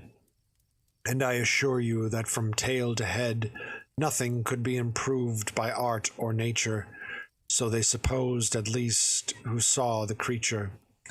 But yet the wonder nothing could surpass was how it went if it were made of brass. Some thought it came from fairyland's dominions, some various men gave various opinions. As many heads, so many fallacies. They murmured round like it like a swarm of bees, and gestured accordingly to their fantasy, or quoted snatches of old poetry, saying it was like Pegasus of old, the fabled horse that flew on wings of gold, or it was Sinon's horse by whose employ the Greeks had brought destruction upon Troy. As one may read in those old epic tales, said one of them, my spirit fairly quails to think there may be men of arms within it, plotting to take our town this very minute. It would be well if such a thing were known. Another, whispering to his friend alone, muttered, he is wrong, more like some apparition or trick illusion made by a magician, like what these jugglers do at feasts of state. Thus they kept up the jangle of debate, as the illiterate are wont to do when subtler things are offered to their view. Then their unletteredness can comprehend. They reach the wrong conclusions in the end.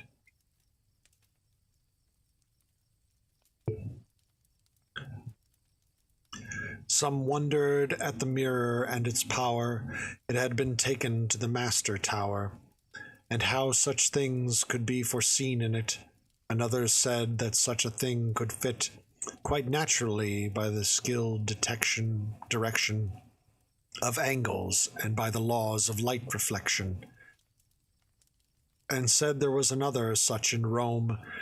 Then they referred to many a learned tome by Aristotle and Alhazen, and Vitello and other learned men, who when alive had written down directives for use of cunning mirrors and perspectives. As any one can tell who has explored these authors, others are wondered at the sword that had the power to pierce through anything, and spoke of Telephus the Mysian king, and of Achilles and his marvelous spear, able to heal no less than it could shear, exactly like this sword that at a word could wound a man or heal him, as you heard. They spoke of sundry ways of hardening metal by various ointments, and they tried to settle the times and methods for this mastery, which are unknown at any rate to me. And then they spoke about the magic ring given to Canae, a marvelous thing, concluding thus, none such as one supposes was ever known, but Solomon and Moses were said to have been cunning in that art. Thus people spoke in little groups apart.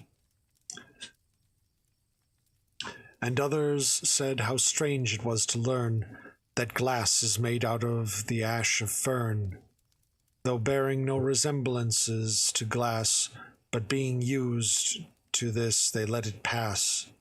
The argument declined, they ceased to wonder, like those who speculate on what makes thunder, ebb, flood, or mist, or how gossamer is blown, or anything until the cause is known. And so they guessed, and I judged as they were able, until the king began to rise from table.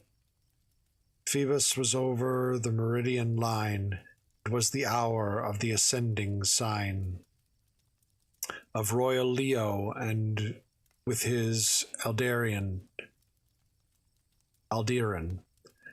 and this great Tartar king, this Cambuscan, rose from the broad board in all his majesty. Before him went a blare of minstrelsy, until he reached the presence room surrounded by divers instruments, and these were sounded by divers instruments. So sweetly it was heaven to those that listened. Children of Venus glided there and listened in happy dance, for she was mounted high in Pisces and looked down with a friendly eye.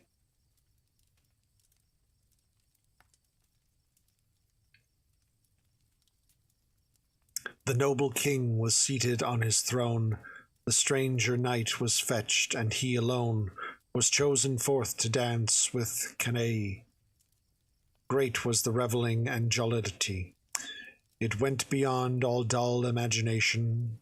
Only a man who knows the exultation of serving love, a man as fresh as May, a gamesome one, could tell of their array.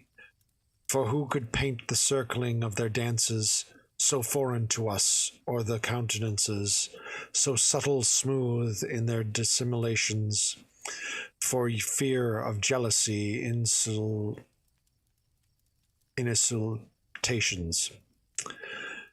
No one but Lancelot, and he is dead, pass over them and leave them there to tread their song delight beyond all words of mine. So on they danced till it was time to dine. The steward bids them hurry with the spices and fetch the wine. The minstrelsy entices. The ushers and the squires in a pack run off and bring the wines and spices back. They ate and drank, and having left the table, they sought the temple as was reasonable. The service done, they feasted all day long. Why should I tell you that they served the throng? Why should I tell you what they served the throng? Everyone knows that at a royal feast there's plenty for the greatest and the least, and delicacies more than I would know. His supper done, the king promised to go and see this horse of brass with all his rout of lords and ladies standing round about. Such the amazement at this brazen horse, not since the siege of Troy had run its course, and with which another horse amazed her men. Had there been such astonishment as then? The king at last put question to the knight as to his courser's properties and might, begging him to explain the beast's control. This horse began to dance and caracole. Under its master's hand that held the rein, he answered, "Sir, there's nothing to explain, but this, if you would ride it far or near, just twirl this pin that's standing in its ear. As when we are alone I soon can show. Then name the country where you would wish to go, or else the place wherever you would ride, and having reached it, if you so decide, bid him descend and twirl another pin, for all the mechanism lies therein. And down he'll go to carry out your will, and having reached the ground will stand stock still. Whatever then the world may do or say, he cannot thence be dragged or borne away.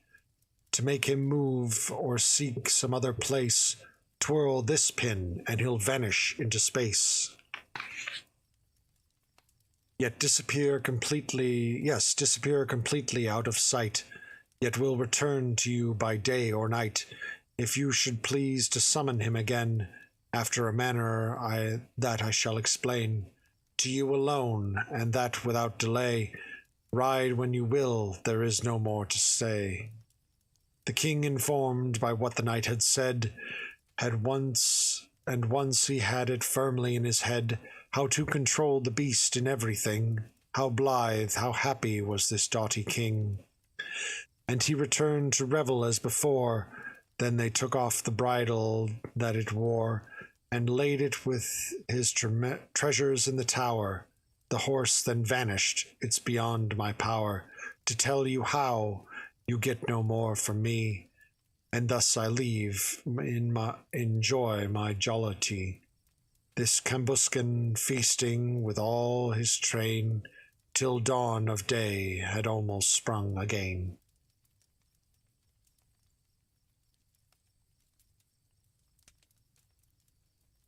Part 2. The nourisher of all digestion, sleep, began to wink upon them, drinking deep, he said, and heavy toil for slumber call, and with a yawning mouth he kissed them all, saying, to bed, it is the hour of my dominion, blood is in its power. Cherish your blood, he whispered, nature's friend. They thanked him yawningly, and in the end, by twos and threes they wandered off to rest. As sleep ordained, they took it for the best. What dreams they had shall not be told for me. Their heads were full of the famosity that causes dreams which there are of no account. And so they lay and slept until the fount of day filled heaven, all but Kankay, for she was temperate and womanly, and having kissed her father had departed, and sought her rest before the evening started. She had no wish to pale her lovely cheek, or greet the morrow colourless and bleak.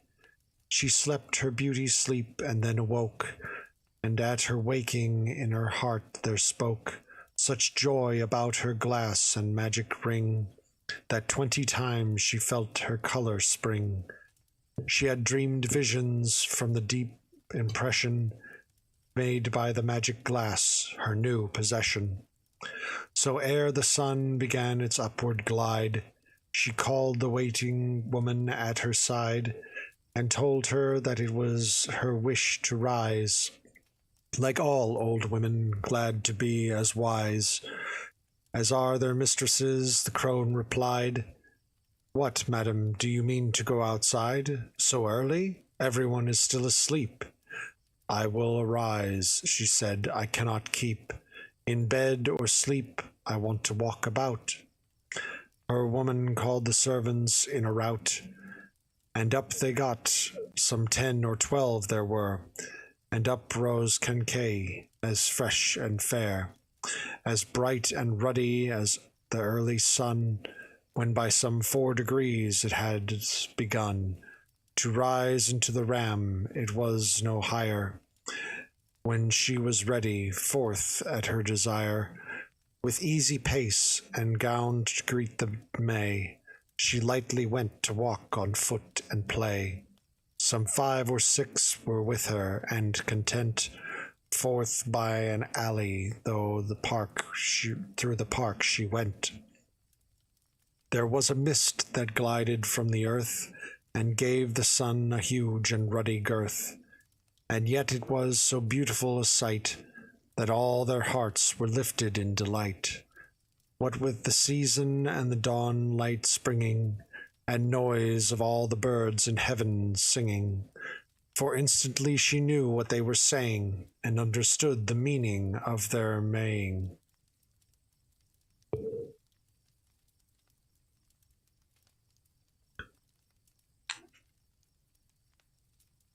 The knot and gist of every tale that's told, if lingered out till all desire be cold, in those that listen and the moments past, savours the less the longer it may last, by fulsomeness of its proximity, prolixity, and for that reason it seems to me I ought to reach that knot which I am taking, and make an end, and quickly, of her walking.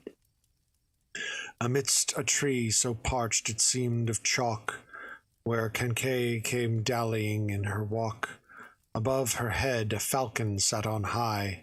This bird began so piteously to cry, that all the woods re-echoed her distress, and she had scourged herself with pitiless beatings of her wings. A crimson flood poured down and painted all the tree with blood, as ever and again with scream and shriek she bent and tore her body with her beak.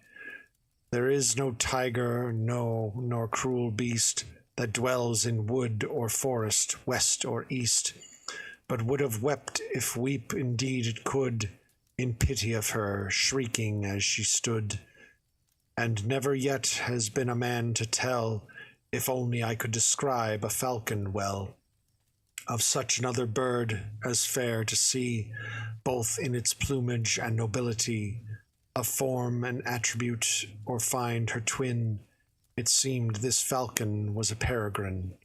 From foreign country, bleeding there she stood, fainting from time to time from loss of blood, till she had nearly fallen from the tree, this beautiful king's daughter, Kankay, that on her finger bore the curious ring, by which she understood whatever thing birds in their language said, and which could teach her how to answer in their natural speech, had understood the words the falcon said.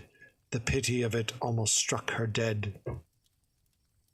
Up to the tree she hastened at her cries, and looking with her companions in her eyes, held out her lap towards it, knowing well the bird was like to faint, and if she fell, for lack of blood, she would be there at hand. Below the branches, longing she seemed to stand, and wait, and then at last began to talk, as you shall hear, and thus she addressed the hawk. What is the cause, if you are free to tell, that puts you in the furious pain of hell? Said Kankay to the poor bird above. Is it for grief of death, or loss of love? For as I think these have the greatest part among the sorrows of a noble heart. Other misfortunes one may well contemn, the way is open for avenging them, so that it must be either love or loss that is occasion for your cruel cross. For none I see has hunted you today. God's love, have pity on yourself, or say how I can help you. Neither east nor west was ever bird or beast so sore distressed that ever I saw, or in such piteous plight. It kills my heart to witness such a sight. I feel such great compassion come to me. Come down, for love of God, and leave the tree. For as I am the daughter of a king, if I knew verily the cause and spring of your misfortunes, were it in my power, I would make all things well this very hour. Great God of nature, help me to do so. I shall find herbs enough and salves for you, to heal your wounds, and quickly, if you will. The falcon gave shriek more piteous still than any yet, and fell to earth she lay, stone still, for she had fainted dead away. Till, lifted up by Kankay and taken into her lap, the bird began to waken.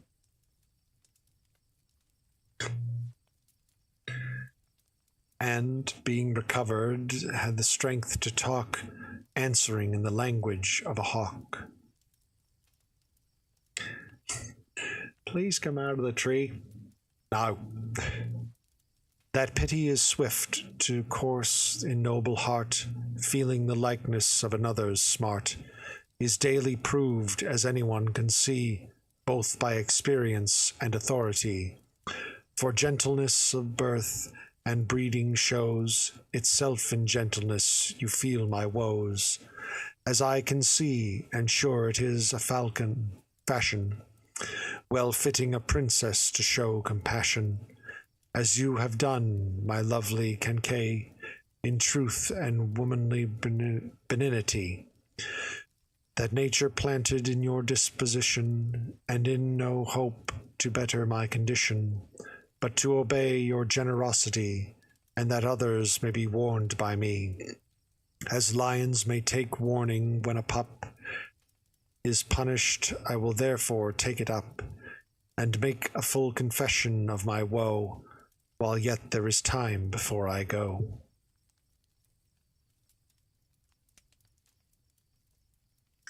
And ever while the falcon said her say, and the other wept as she would melt away, until the falcon bade her to be still, and sighing spoke according to her will. Where I was bred, alas the cruel day, and fostered in a rock of marble grey, so tenderly that nothing troubled me.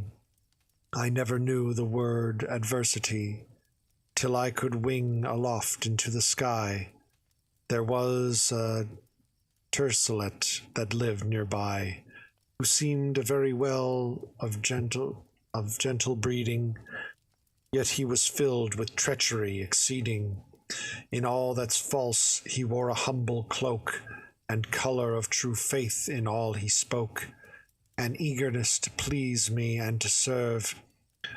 Who could think such a hawk had power to swerve? Dyed in the grain they were, those treacherous powers, just as a serpent hides itself in flowers, ready to strike and waits the moment fit. Just so this god of love, this hypocrite, kept up all ceremonious obligations, the sweet observances and protestations, that made the music of a gentle love.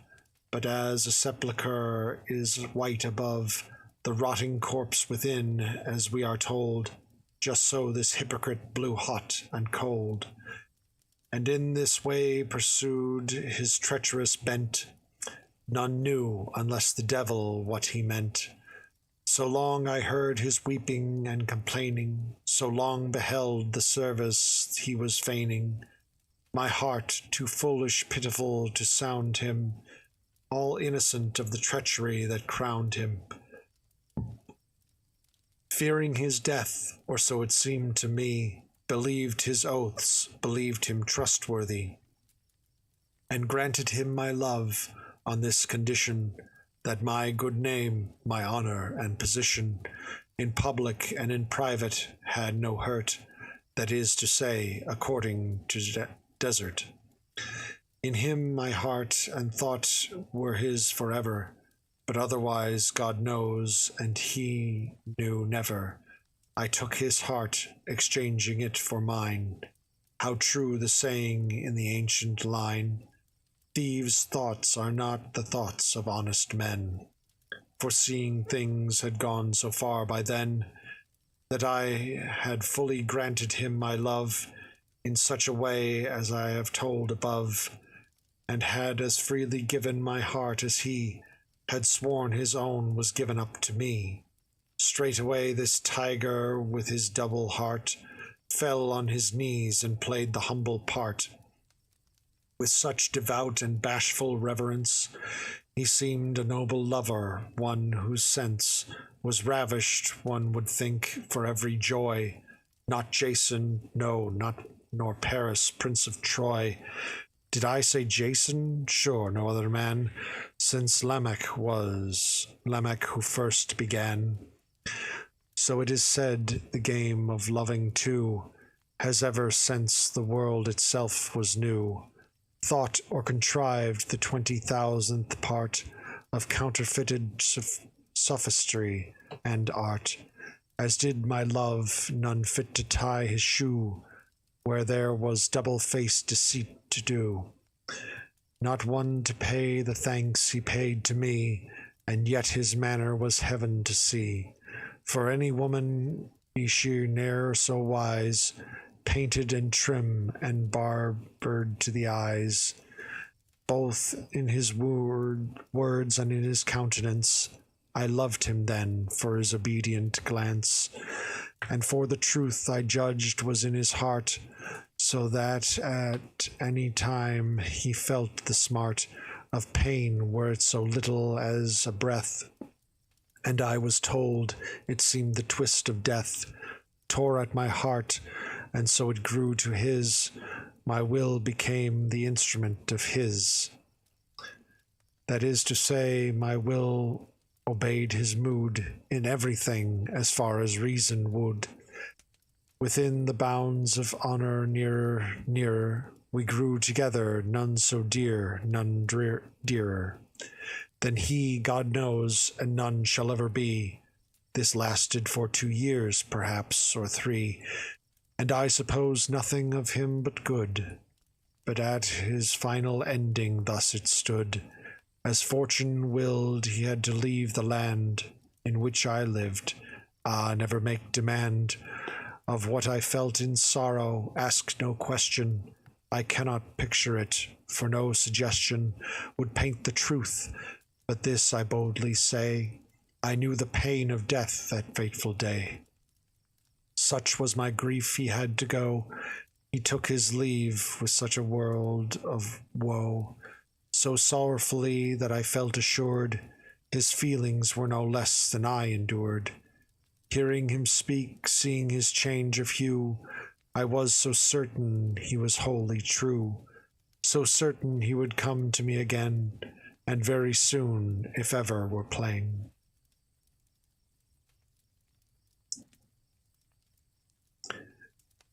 And there were reasons, too, for him to go, reasons of honor, it is often so. I made a virtue of necessity, and took it well, knowing it had to be. I sought to hide my sorrow, as in fitness I should, and took his hand, St. John my witness, and said, Lo, I am yours, and though we sever, be such as I have been and shall be ever. What he replied I need not now rehearse, for who could have said better or done worse?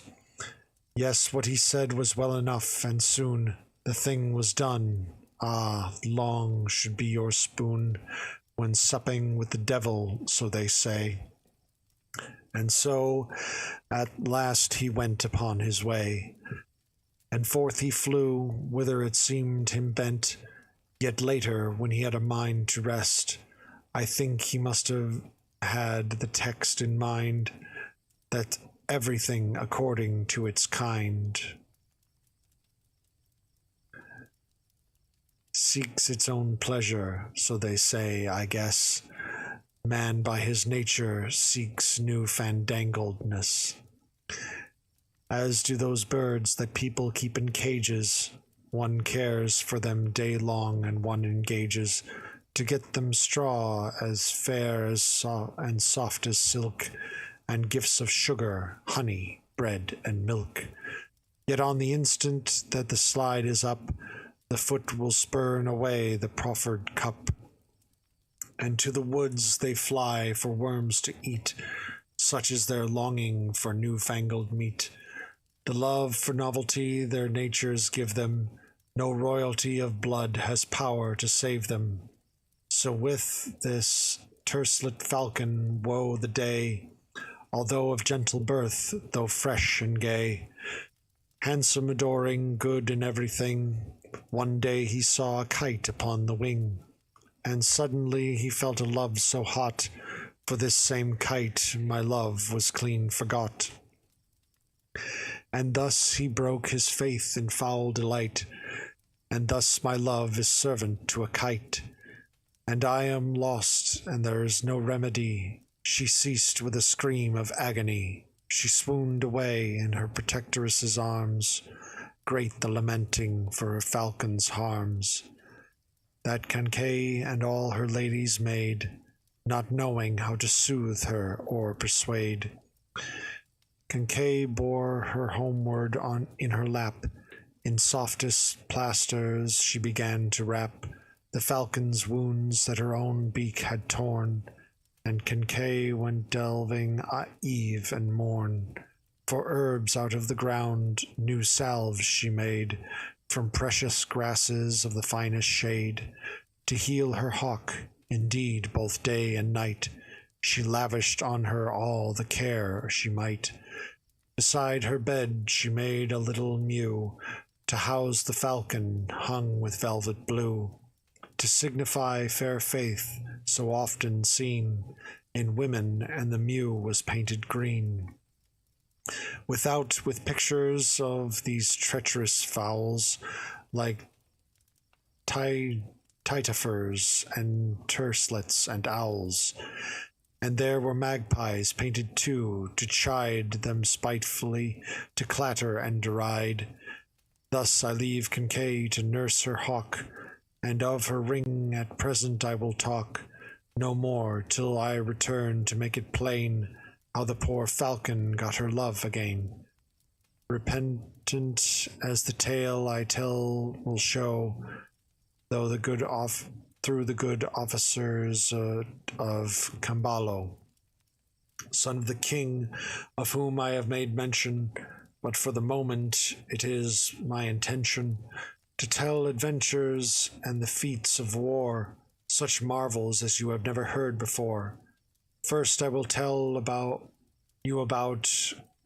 Cambuscan and all the cities that he overran, and then I shall speak of Algausif, his son, and next of Theodra, whom he won to wife, and of the perils he must pass on her account, helped by the steed of brass, and after of another Camballo, who fought her brothers in the lists, and so at last won Cancay by might and main, and where I stopped I shall begin again. Part 3. It would make it difficult to eat the soup, but apparently you should probably have a really long spoon when you're supping with the devil. Meaning that if you're eating with a very treacherous or treating with a very treacherous person, you should not take it with a grain of salt, but be on your guard, be wary, and try and distance yourself. Apollo whirled his chariot on high, up through the house of Mercury the sly. Words of the franklin to the squire, and the host to the franklin. Well, you have done yourself great credit, squire, most like a gentleman, I do admire. Your powers, said the franklin, for a youth, you speak most fleetingly, and that's the truth. In my opinion, there's no one here will equal you in eloquence or near. If you should live, God prosper all that's in you, and may your talents flourish and continue. It's all so dainty it delighted me. I have a son, and by the Trinity, I'd rather than have 20 pounds worth land, though it should fall right now into my hand, that he could show the excellent discretion that you have shown, a plague upon possession. What use is property if you're a dunce? I've spoken to him sharply more than once, and shall again. He doesn't like advice. All he can do is squander and play dice, and lose his money at his present stage. He'd rather romp and chatter with a page than entertain a serious conversation, or learn to be a gentleman vocation. Franklin, a straw for your geniality, remarked our host. You know as well as me that each must tell a tale or two at least, or break his word and miss the final feast. I know that well, the franklin said again. I beg you not to hold me in disdain. Just for a word or two to this young man. Well, no more words, and tell us if you can some story of your own. Glad to obey. Since it's your wish, here's what I have to say. Nothing could move me or oppose your will, save in so far as I may lack the skill. I hope you may take pleasure in my stuff, and if you do, I'll know it's good enough. This is the Franklin's Tale.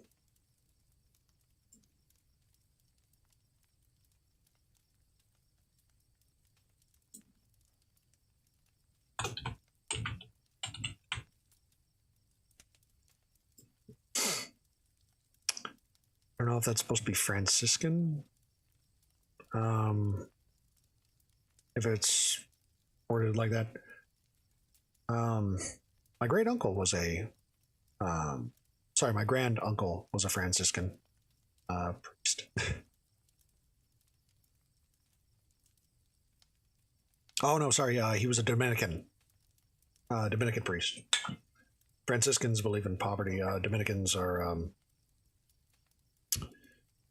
God, I don't know. Well, I mean, he's my grandfather's brother, older brother, whom I'm named after. Because my dad was not the firstborn son, but the secondborn. So he named my dad after his brother, who can't have kids. Couldn't have kids because he was celibate. Franklin's Tale. The Franklin's Prologue. Of old the noble Bretons in their days delighted in adventures and made lays in rhyme according to their early tongue, which to the sound of instruments were sung, or read in silence for their own delight. And I remember one, if I am right, which I will render you as best I can. But, sirs, I'm not a cultivated man, and so from the beginning I beseech to excuse me my untutored speech. They never taught me rhetoric, I fear, so what I have to say is bare and clear.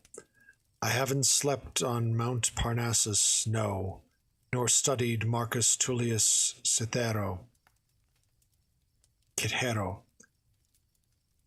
I can't give coloring to my words, indeed, such colors as I know adorn the mead, or else are those they use in dyes or paint. Colors of rhetoric to me seem quaint. I have no feeling for such things, but still, here's my story, listen if you will. The Franklin's Tale.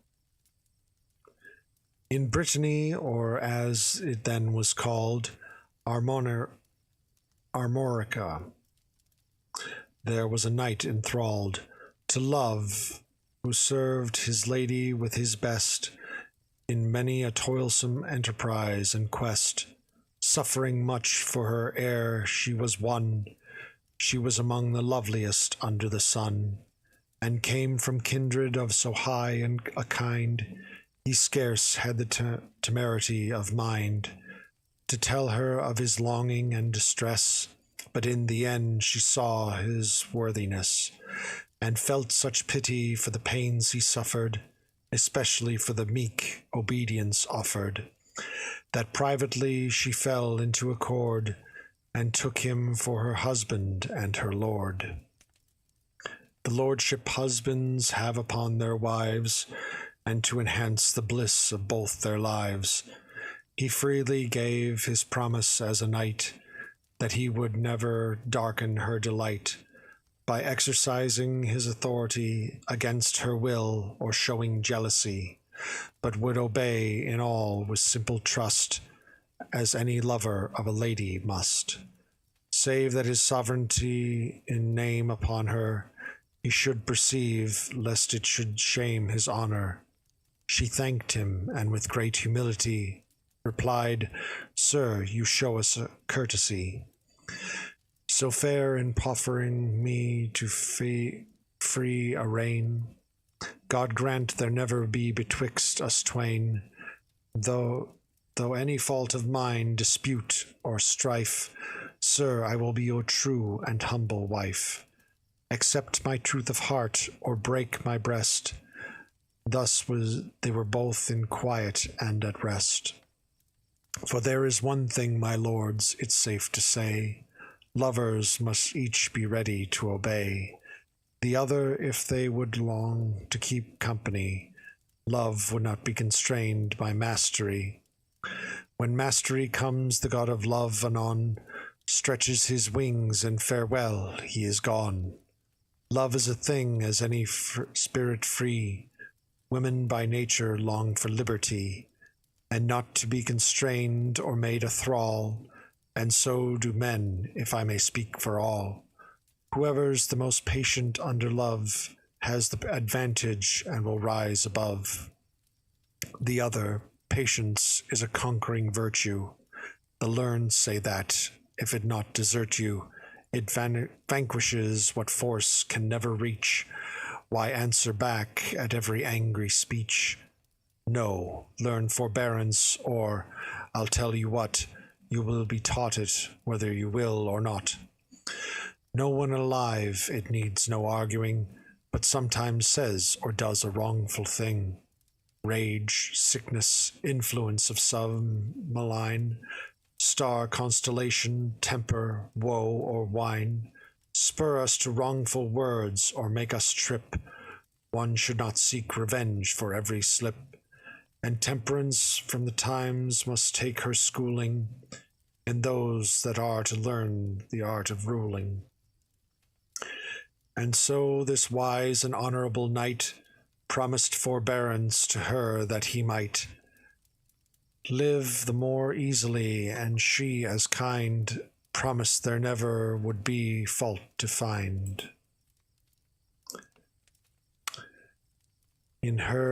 Thus in his humble wise accord, she took a servant when she took a lord.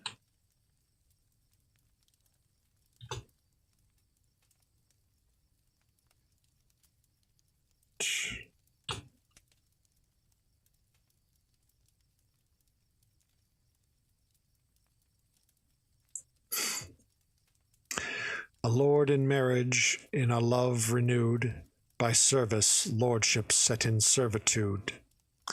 In servitude? Why no, but far above, since he had both his lady and his love. His lady certainly, his wife no less, to which the law of love will answer yes. So in the happiness that they had planned, he took his wife home to his native land.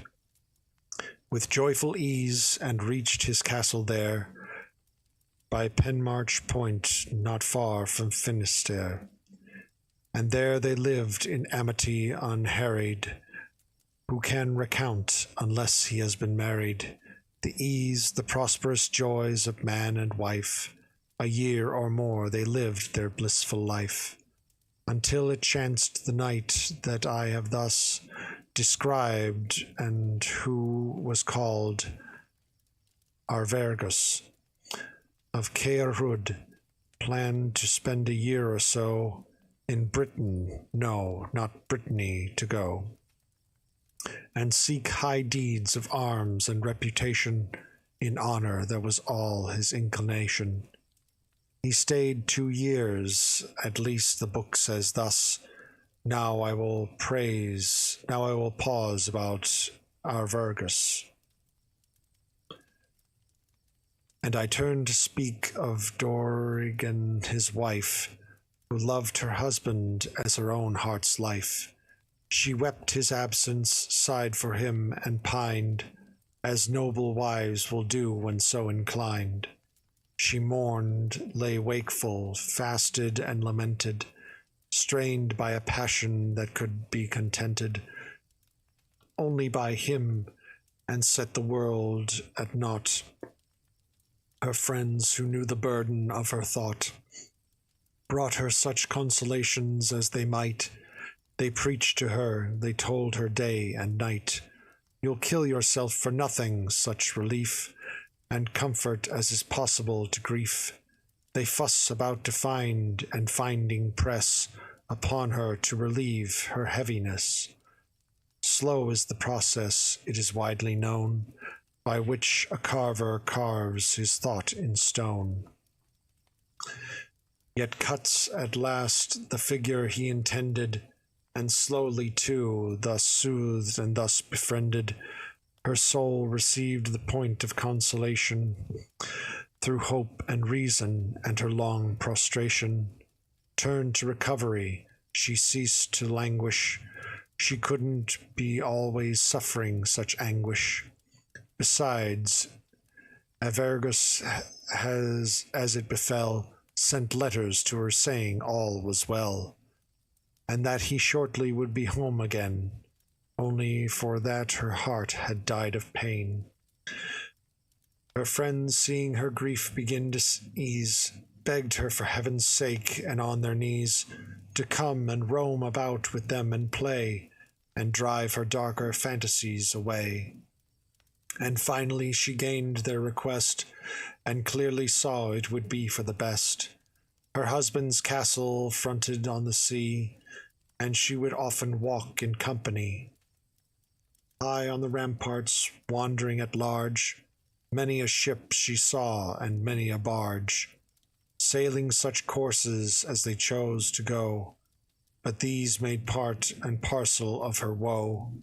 And she would often say, alas for me, is there no ship so I may see as so many as I see, to bring home my lord, for then my heart would find a cure to soothe its bitter smart. At other times she used to sing and sit and think, with eyes cast downwards to the water's brink, and then her heart endured 1,000 shocks to see such jagged, black, and grisly rocks, so that she scarce could stand upon her feet. Then she would refuge in some green retreat, lie on a lawn, and looking out to sea, with long cold sighs would murmur piteously, Eternal God, that by thy providence guidest the world in wise omnipotence, they say of thee that thou hast nothing made in vain, but, Lord, these fiendish rocks are laid in what would rather seem a foul confusion of work than the creation and conclusion of one so perfect, the God, the wise and stable. Why madest thou thy work unreasonable? These rocks can foster neither man nor beast, nor bird to north or south, to west or east. They are a menace, unless to my mind, Lord, seest thou not how they destroy mankind? 100,000 bodies dead and rotten have met their death on them, now long, though now forgotten. Thy faintest work, wrecked on a rocky shelf, mankind made in the image of thyself. It seemed that then thou hast a great charity towards mankind. How therefore may it be that thou hast fashioned means as these to harm them, that do no good but injure and alarm them? I know it pleases scholars to protest in argument that all is for the best, though what their reasons are I do not know. But, O thou God that madest wind to blow, perceive my husband, that is my petition. I leave the learned to their disquisition. But would to God these rocks so black, so grim, were sunk in hell itself for sake of him.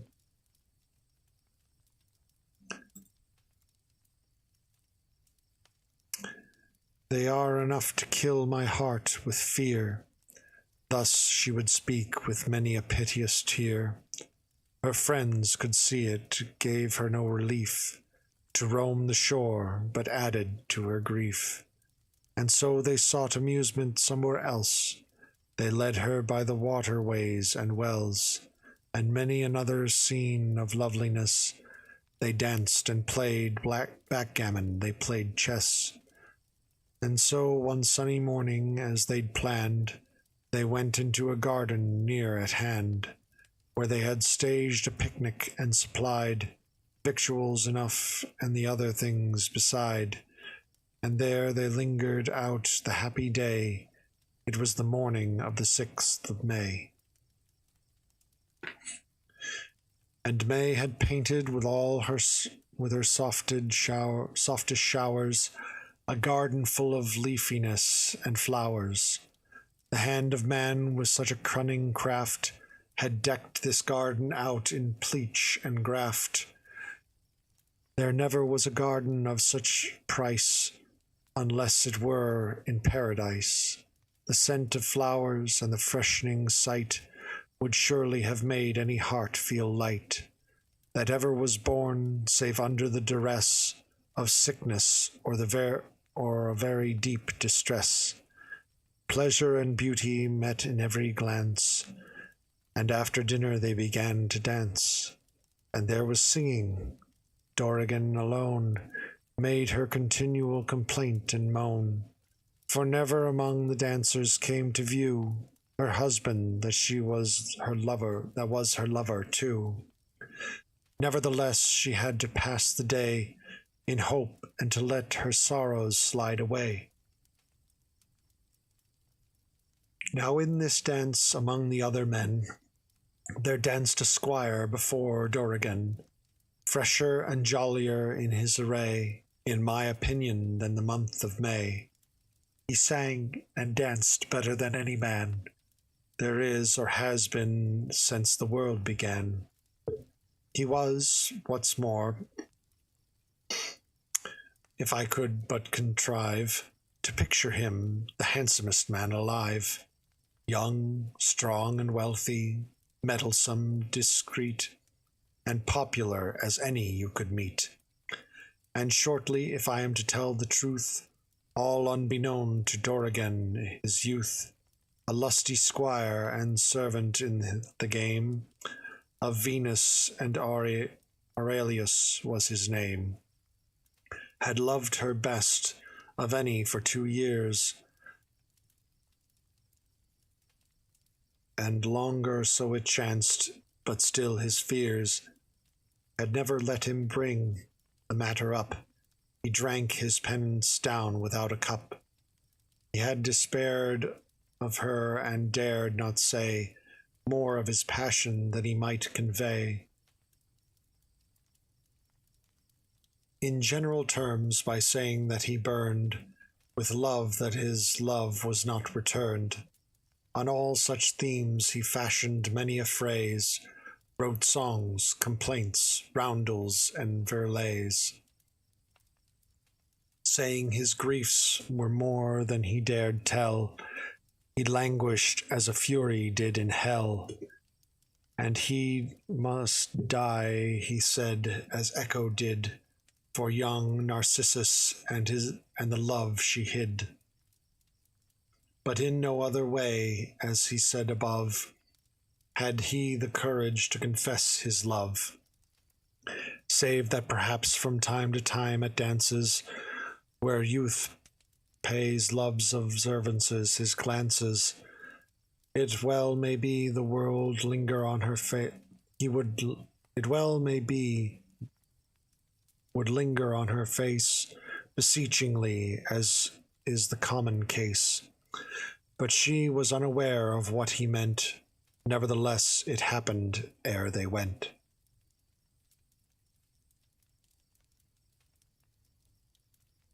Out of the garden, since he lived nearby, and was of good position, standing high in honor, and had known her from old, they fell in speech, and he at last grew bold, and drew towards the purpose in his head.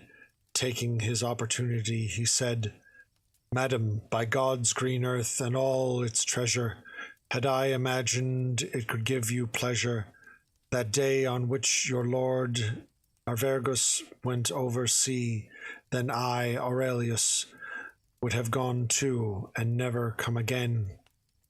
I know the service of my love is in vain. My recompense is but a bursting heart. Madam, have pity on the pain and smart of love. A word from you can slay or save. Would God your little feet stood on my grave. There is no time to say what I would say. Have mercy, sweetheart, chase me not away." She looked at him with closer scrutiny, and answered, "Are you saying this to me? Can you intend it?" "Never," she said, "till now had I suspected that, what you avow.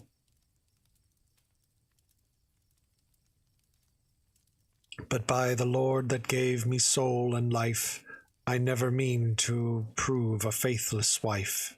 In word or deed, if I can compass it, I will be his to whom I have been knit. Take that for final answer, as for me." But after that she added playfully, "And yet, Aurelius, by the Lord above, I might perhaps vouchsafe to be your love, since I perceive you groan so piteously. Look, on the day the coasts of Brittany are stone by stone cleared of these hateful rocks, by you, so that no ship or vessel docks in danger, when, I say, you clear the coast so clean there's not a single stone to boast. I'll love you more than any man on earth. Accept my word in truth for all it's worth." "Is there no other way than this?" said he. "No, by the Lord," she said, "that fashioned me, for it will never happen, that I know. So clear your heart of fancies, let them go. How can a man find daintiness in life who goes about to love another's wife, that can enjoy her body when he pleases?" Aurelius sighed again, the long uneases of lovers' woe returned on hearing this, and he replied with sorrowing emphasis, "Madam, it is impossible to do, so I must die a sudden death for you." And on the word he turned and went away, where many other friends came up to play, and wander with her through the leafy walk of alleys pleached, but of her lover's talk they did not know. Revels began anew, until the dazzling sun had lost its hue, for the horizon reft it of its light. This is as much to say that it was night. So they went home delighted, all in joy, except, alas, Aurelius, wretched boy. He sought his house, a sigh at every breath, and could see no way of avoiding death. Within himself he felt his heart turn cold, and falling on his knees began to hold his hands to heaven, the upper air, in raving madness, and he said a prayer. Excessive suffering had turned his head. He knew not what he spoke, but this he said, with pleading heart and pitiful to one, and all the gods, beginning with the sun. Apollo, god and governor, whose power tends over every plant and herb and flower, and tree, appointing unto each by reason of thy celestial course his time and season, according as thy arc is low or high. Lord Phoebus, in thy mercy cast an eye on sad Aurelius, wretched and forlorn. Look on me, Lord, my lady love has sworn to prove my death, though for no fault in me, unless, O Lord, in thy benignity, thou pity a dying heart, for well I know, shouldest thou please, Lord Phoebus, to bestow thy mercy, thou canst help me best of all. Accept, my lady, listen to my call. Vouchsafe to hear me, Lord, if I expound a means of help, and how it may be found. Thy blissful sister, Luna the serene, chief goddess of the ocean and its queen, though Neptune have therein his deity, is over him an empress of the sea.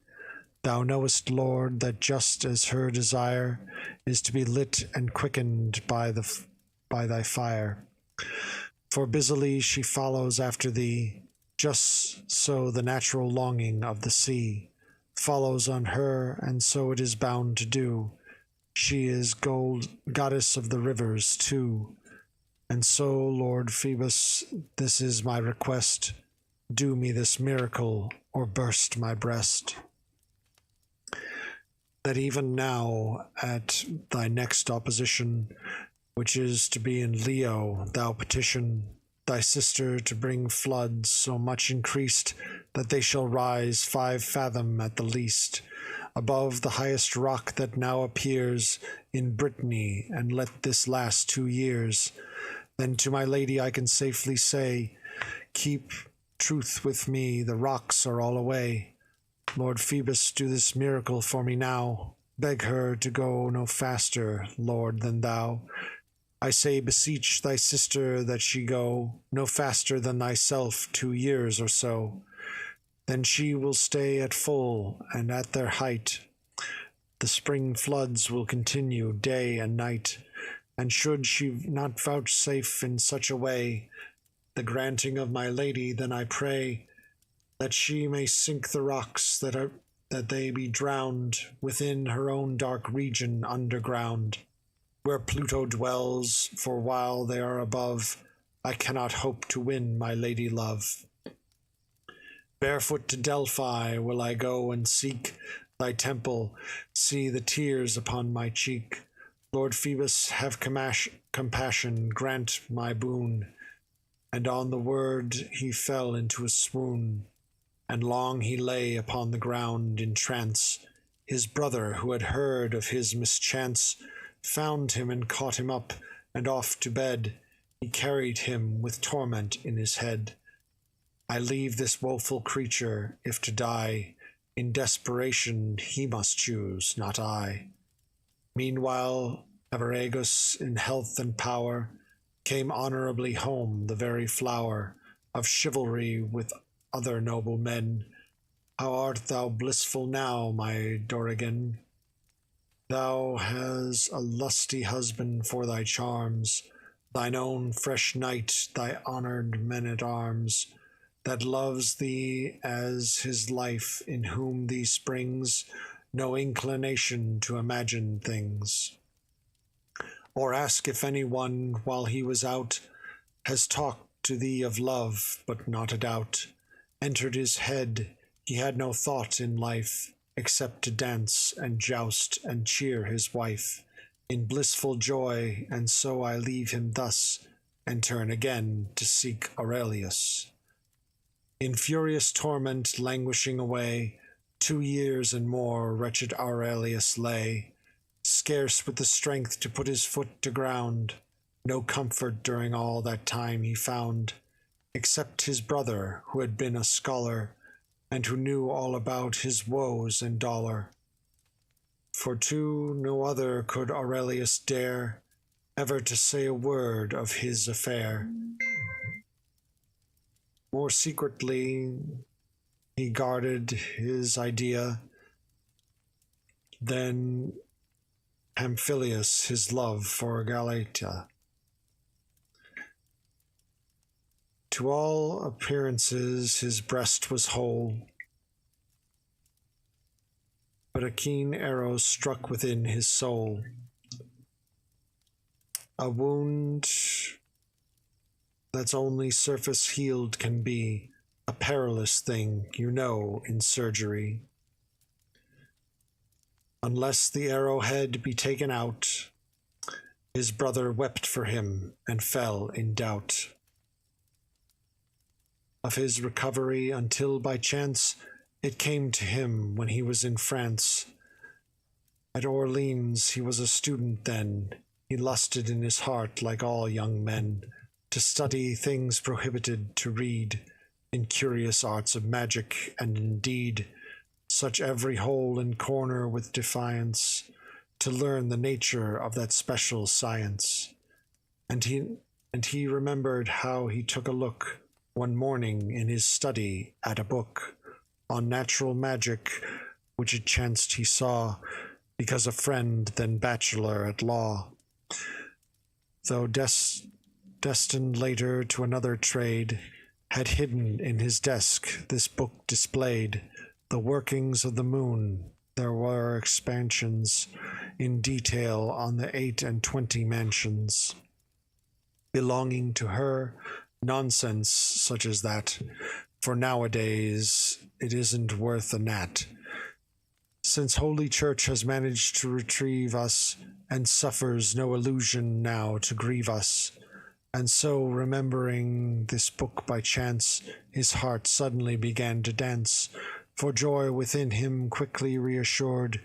He said, "My brother surely shall be cured, for I am certain that he must be science, for I am certain that there must be sciences by which illusions can be made, appliances, such as these subtle jugglers can use in play.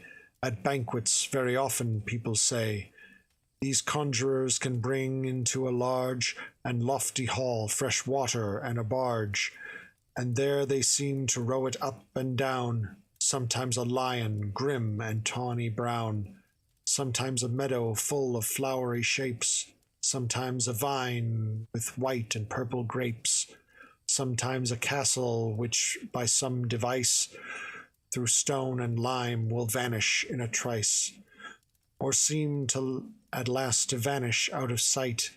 So I conclude that if I only might discover some old fellow of the kind who has those moony mansions in his mind, at Orleans or at some power above, all this my brother might enjoy his love.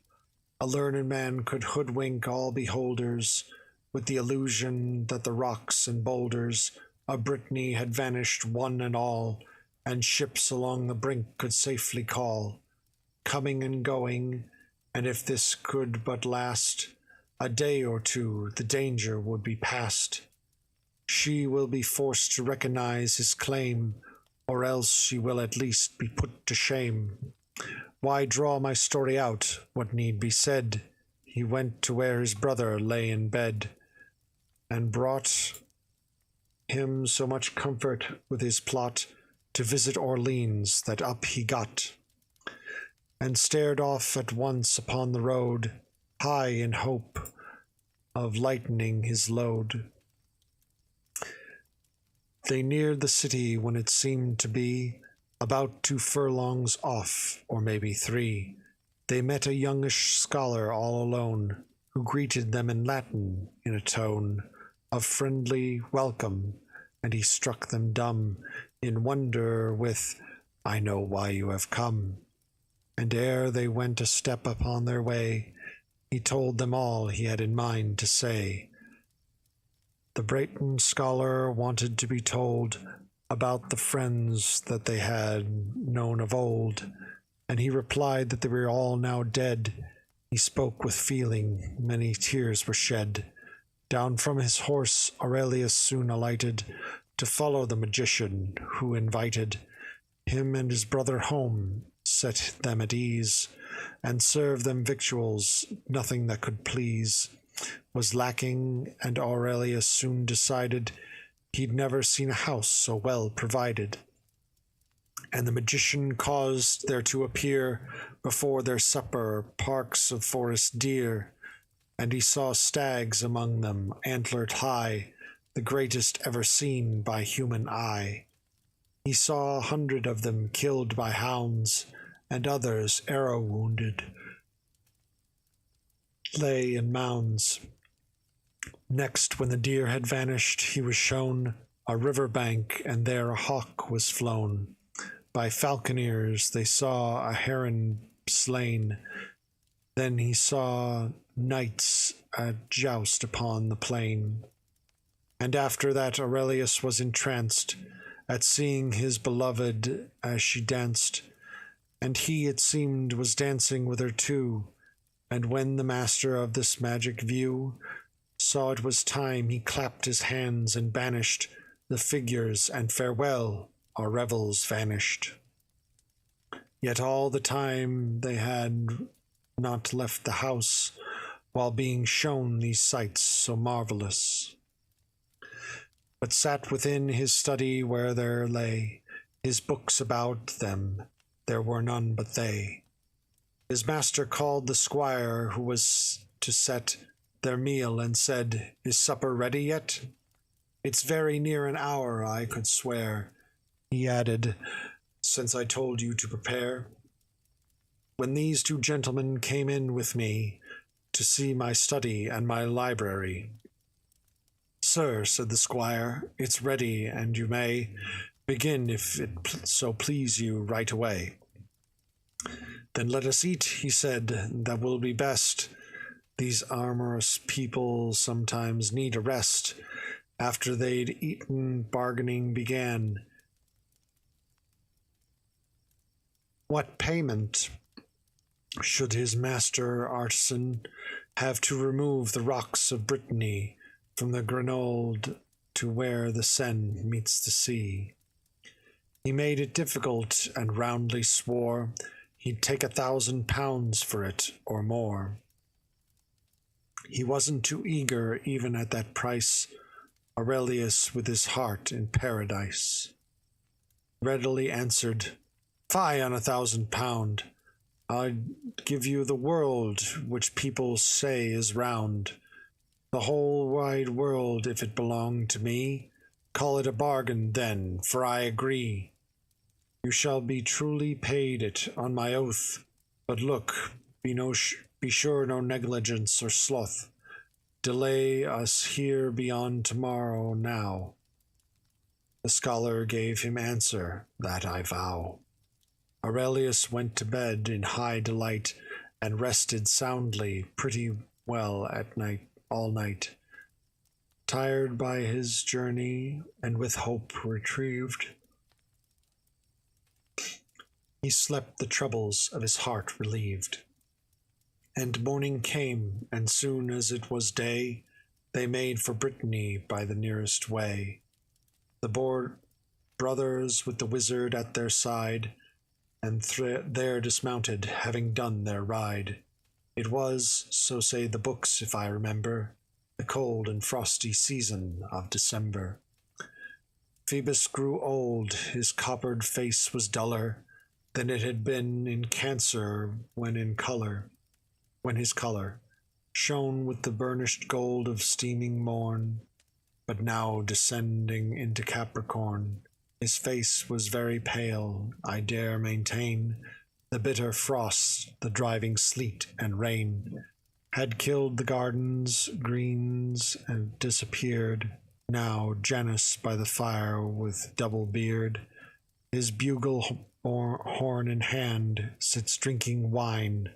Before him stands a brawn of tusky swine, and "Sing Noel," cries every lusty man. Aurelius, using all the means he can, gives welcome to the master, shows respect, and begs his diligence that no neglect or sloth delay the healing of his smart, lest he should kill himself, plunge sword in heart. This subtle sage had pity on the man, and night and day went forward with his plan, watching the hour to favor the conclusion of his experiment, that by illusion or apparition call it jugglery. I lack the jargon of astrology. She and the world at large might think and say the rocks had all been spirited away from Brittany or sunk under the ground, and so at last the favoring hour was found to do his tricks and wretched exhibition of that abominable superstition. His calculating tables were brought out, newly corrected, he made sure about the years in series and the single years, to fix the points, the planets in their spheres, were due to reach and so ascend their route in longitude, and other things to suit, such as his astrolabe and argument from arc and angle that was provided, or fit proportionals for the minor motion of planets, and he had studied with devotion, measuring from the point where Analyth swam the 8th sphere to where the head of the ram stood in the 9th in its eternal station, as we suppose, and made his calculation. And finding the first mansion on the moon, he calculated all the rest in tune. With that he worked proportionally, knowing how she would rise and whither she was going, relative to which planets and their place, equal or not, upon the zodiac face. And thus, according to his calculations, he knew the moon and all her operations, and all his reverent arithmetic, for his illusion, for his wretched trick. He meant to play as in those heathen days people would do. There were no more delays. And by his magic for a week or more, it seemed the rocks were gone. He'd cleared the shore.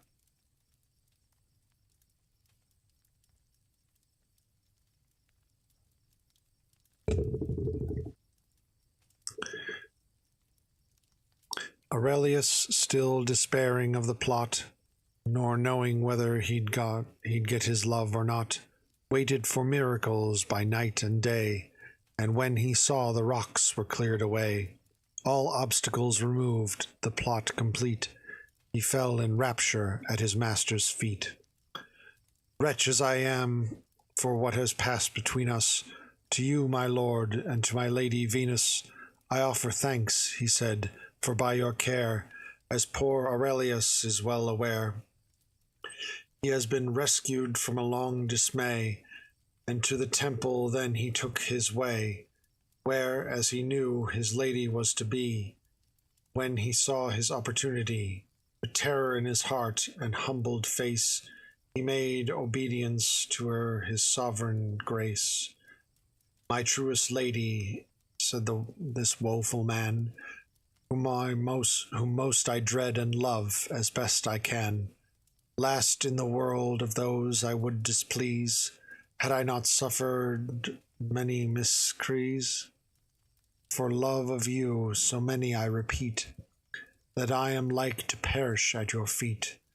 I would not dare approach you or go on to tell you how forlorn and woebegone I am for you, but I must speak or die. You kill me with your torture, guiltless I. Yet if my death could never so have stirred your pity, think before you break your word. Repent, relent, remember God above you, before you murder me because I love you. You know what you have promised to require. Not that I challenge anything of right, my sovereign lady, only of your grace. Yet in a garden yonder, at such a place, you made a promise which you know must stand, and give your plighted troth into my hand. To love me best, you said, as God above knows, though I be unworthy of your love. It is your honor, madam, I am seeking. It is not to save my life that I am speaking. I have performed what you commanded me, as if you deign to look, you will see. Do as you please, but think of what you said, for you will find me here alive or dead. It lies in you to save me or slay. But well I know the rocks are all away. He took his leave of her and left the place, without a drop of color in her face. She stood as thunderstruck by her mishap. Alas, she said, to fall in such a trap. I never had thought the possibility of such a monstrous miracle could be. It goes against the processes of nature. And home she went, a very sorrowful creature, in deadly fear, and as she had much to do, even to walk, she wept a day or two, wailing and swooning, pitiful to see. But why she did not know, she knew not a word, said she. For Arviragus was out of town, but to him herself she spoke, and flinging down in pitiable pallor on her bed, She voiced her lamentation, and she said, "Alas of thee, O fortune, I complain that unawares has wrapped me in thy chain, which to escape two ways alone disclose themselves, death or dishonor, one of those. And I must choose between them as a wife, yet I would rather upend my life than to be faithless or endure a shame upon my body or to lose my name. My death will quit me of a foolish vow, and has not many a noble wife ere now, and many a virgin herself to win, her body from pollution and from sin? Yes, surely many, many a story we may trust bears witness 30 tyrants full of lust slew Fido the Athenian like a beast, then had his daughters carried to their feast, and they were brought before them in despite, stark naked to fulfill their foul delight. And there they made them dance upon the floor. God send them sorrow in their father's gore. And these unhappy maidens, full of dread, rather than be robbed of maidenhead, broke from their guard and leapt into a well, and there were drowned, so ancient authors tell. The people of Messina also sought some 50 maidens out of Sparta brought, only that they might work their lechery upon them, but in all that company, not one that was not slain, they were content to suffer death self than to consent to be despoiled of their virginity. What then's the fate of the fear of death, I say to me? Consider Aristocles for this, a tyrant lusting after Stymphalus, whom, when her father had been slain one night, fled for protection to Diana's might, into her temple clung to her effigy with both hands, and from would not be.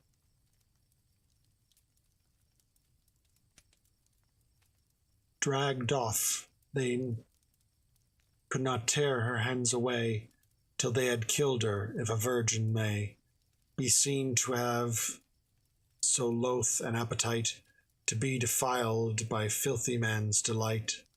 Surely wife should kill herself ere she so defiled, or so seems to me.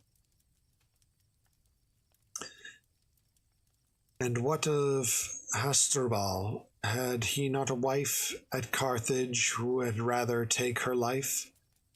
For as she watched the Romans win the town, she took her children with her and leapt down into the fire. There she chose to burn, rather than let them do their evil turn.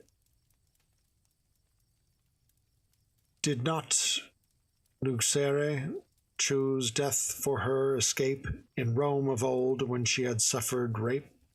For Tarquin's lust, did not she think it shame to live a life that had been robbed of its name? The 7 virgins of Miletus, too, took their own lives. Were they not bound to do? Lest they be ravished by their Gaulish forces, more than 1,000 stories, I suppose, touching this theme were easy now to tell. Did not his wife, when Abrates fell, take her own life, and let the purple flood glide from her veins to mingle with his warm blood, saying, "My body shall at least not be defiled by man so far as lies in me." Since there are found so many, if one delves, that gladly have preferred to kill themselves rather than be defiled, need more be sought for my example? Better were the thought to kill myself than cause the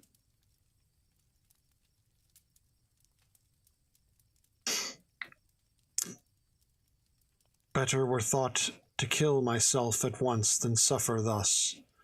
I will be faithful to Avaragis, or slay myself as those examples bid, as the dear daughter of Demotion did, who chose to die rather than be defiled. O Scatus, thou also hast a child that slew herself, and said it is to read how she preferred her death to such a deed. As pitiable, or even more, I say, the Theban maid who gave her life away to foul Neancor, and like a disgrace, another virgin at the very place. Raped by a Macedonian, it is said, died to repay her loss of maidenhead. What shall I say of Nicertus's wife, who, being thus dishonored, took her life? And oh, how true to Alcibiades his lover was. She died no less than these, for seeking to give burial to her dead. See what a wife of Alcestis was, she said. And what says Homer of Penelope? All Greece can celebrate her chastity. Laodamia, robbed of all her joy, Protestius being killed at Troy, would live no longer, seeing that he was slain. Of noble Portia let me think again. She could not live on being forced to part from Brutus, whom she loved with all her heart. And Artemisia, faithful to her man, is honored even by the barbarian. O Tetua, queen, thy wifely chastity should be a mirror for all wives to see. I say the same of Biblia, and as soon of chaste Valeria and Rhodogun. Thus for a day or two she spent her breath, poor Dorigen, and ever proposed death. On the third day, however, of her plight, home came Avaragius, that excellent knight, and questioned her what was she crying for, but she continued weeping all the more. Alas, she said, that I was ever born. Thus have I said, she answered, thus have sworn. She told him all as you have heard before. It need not be repeated here once more. Some of these names, yeah, lots of Greek names. Lots of Greek and Latin names.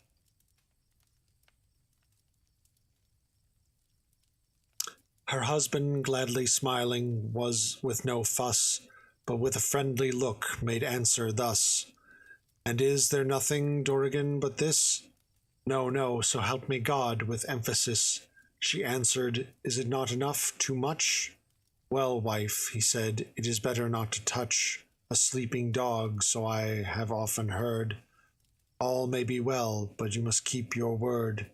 For as may God be merciful to me, I rather would be stabbed than live to see you fail in truth. The very love I bear you bids you keep truth, in that it cannot spare you. Truth is the highest thing in a man's keeping.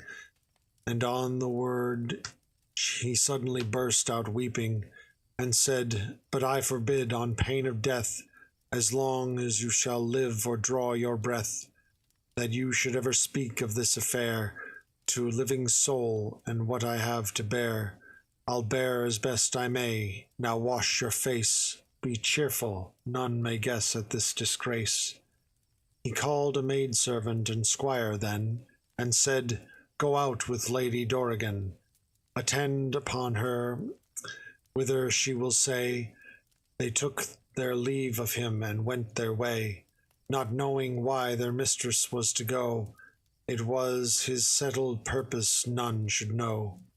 Perhaps a heap of you will want to say, lewd, foolish man to act in such a way, putting his wife into such jeopardy. Listen before you judge them, wait and see. She may have better fortune, gentlemen, than you imagine. Keep your judgments then, till you have heard my story, which now turns to amorous Aurelius as he burns. For Dorigen they happened soon to meet, right in the town, in the most crowded street, which she was bound to use, however loth, to reach the garden and to keep her oath. Aurelius gardenwards was going too, a faithful spy on all she used to do. Kept close watch whenever she went out, and so by accident, or luck no doubt, they met each other. He, his features glowing, saluted her and asked her where she was going. And she replied, as one half-driven mad, why, to the garden, as my husband bade, to keep my plighted word. Alas, alas!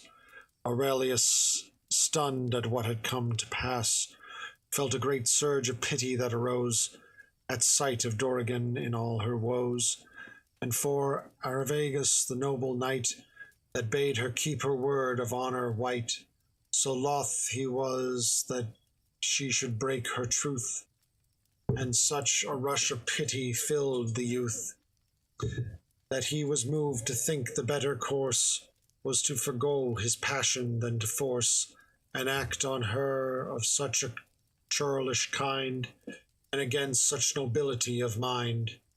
So in few words the squire addressed her thus: Madam, say to your lord Arviragus, that since I well perceive his nobleness towards yourself and also to your distress, knowing the shame that would rather take, that were pity, than you should break your plighted word, rather suffer too, than seek to come between his love and you. So, madam, I release into your hand all bonds or deeds of covenant that stand between us, and suppose all treaties torn may have made with since you were born. I give my word never to chide or grieve you for any promise given, and so I leave you, madam, the very best and truest wife that ever yet I knew in all my life. Let women keep their promises to men, or at the least remember Dorigen. A squire can do a generous thing with grace, as well as can a knight in any case. And she went down and thanked him on her knees, home to her husband, and with heart at ease. She went and told him all as I've recorded, well, may well be sure, felt so well rewarded. No words of mine could possibly express his feelings, why then linger, you may guess. Arviragus and Dorigen, his wife, sovereign happiness pursued their life. No discord in their love was ever seen, cherished her as though she were a queen. She stayed true as she had been before. Of these two lovers you will get no more. Aurelius, all whose labour had been lost, cursing his birth, reflected on the cost. Alas, he said, alas, that I am bound to pay in solid gold 1,000 pound. To that magician, what am I to do? All I can see is that I'm ruined too. There's my inheritance that I'll have to sell, and be a beggar. There's this as well. I can't stay here, a shame and disgrace to all my family. I must leave the place. Yet he might prove lament I could pay a yearly sum upon a certain day, and think him gratefully I can but try, but I will keep my truth, I will not lie. And sad at heart he went to search his coffer, gathered up what gold he had to offer.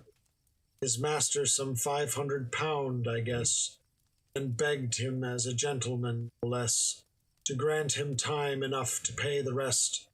Sir, I can boast in making this request. He said, I've never failed my word as yet, and I will certainly repay this debt. I owe you, master, ill as I may fare. Yes, though I turn to begging and to go bare. If you'd vouchsafe me on security a little respite, say 2 years or 3, all would be fine. If not, I'll have to sell my patrimony. There is no more to tell. Then this philosopher in sombre pride, having considered what he'd said, replied, Did I not keep my covenant with you?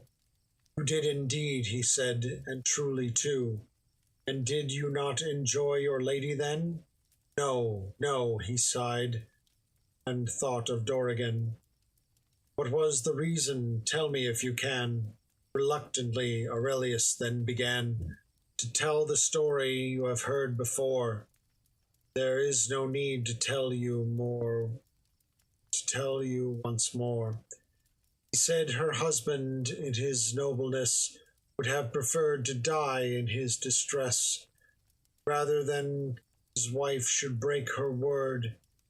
Told him there of her grief, as you have heard, how loth she was to be a wicked wife, and how she would have rather lost her life. Her vow was made in innocent confusion. She'd never heard of magical illusion. So great a sense of pity in me, I sent her back as freely then as he had sent her to me. I let her go away. That is the whole story. There is no more to say. Then the magician answered, My dear brother, each of you did as nobly as the other. You are a squire, sir, and knight, but God forbid in all his blissful might that men of learning should not come as near to nobleness as any, never fear. Sir, I release you of your £1,000, no less than if you'd crept out of the ground just now and never had to do with me. I will not take a penny, sir, in fee. For all my knowledge and all my work to rid the cost of rocks, I'm paid for what I did. Well paid, and that's enough. Farewell, good day. He mounted on his horse and rode away. My lords, I'll put question, tell me true, what esteemed the finest gentleman to you? Ere we ride onwards, tell me anyone. I have no more to say. My tale is done. And Franklin's Squire's tale, I should say. With that chat, I am going to call it. I want to thank you all for coming out. And we're going to try and find someone to raid.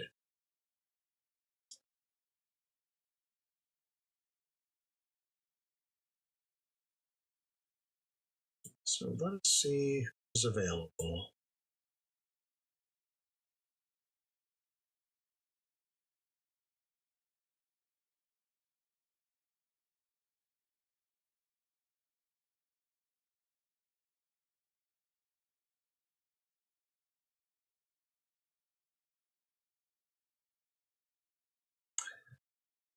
Well, named 471.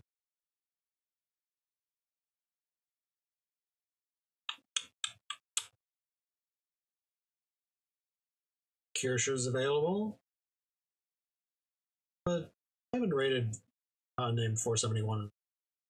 So, thank you all for coming out, and I will see you next time. Bye for now.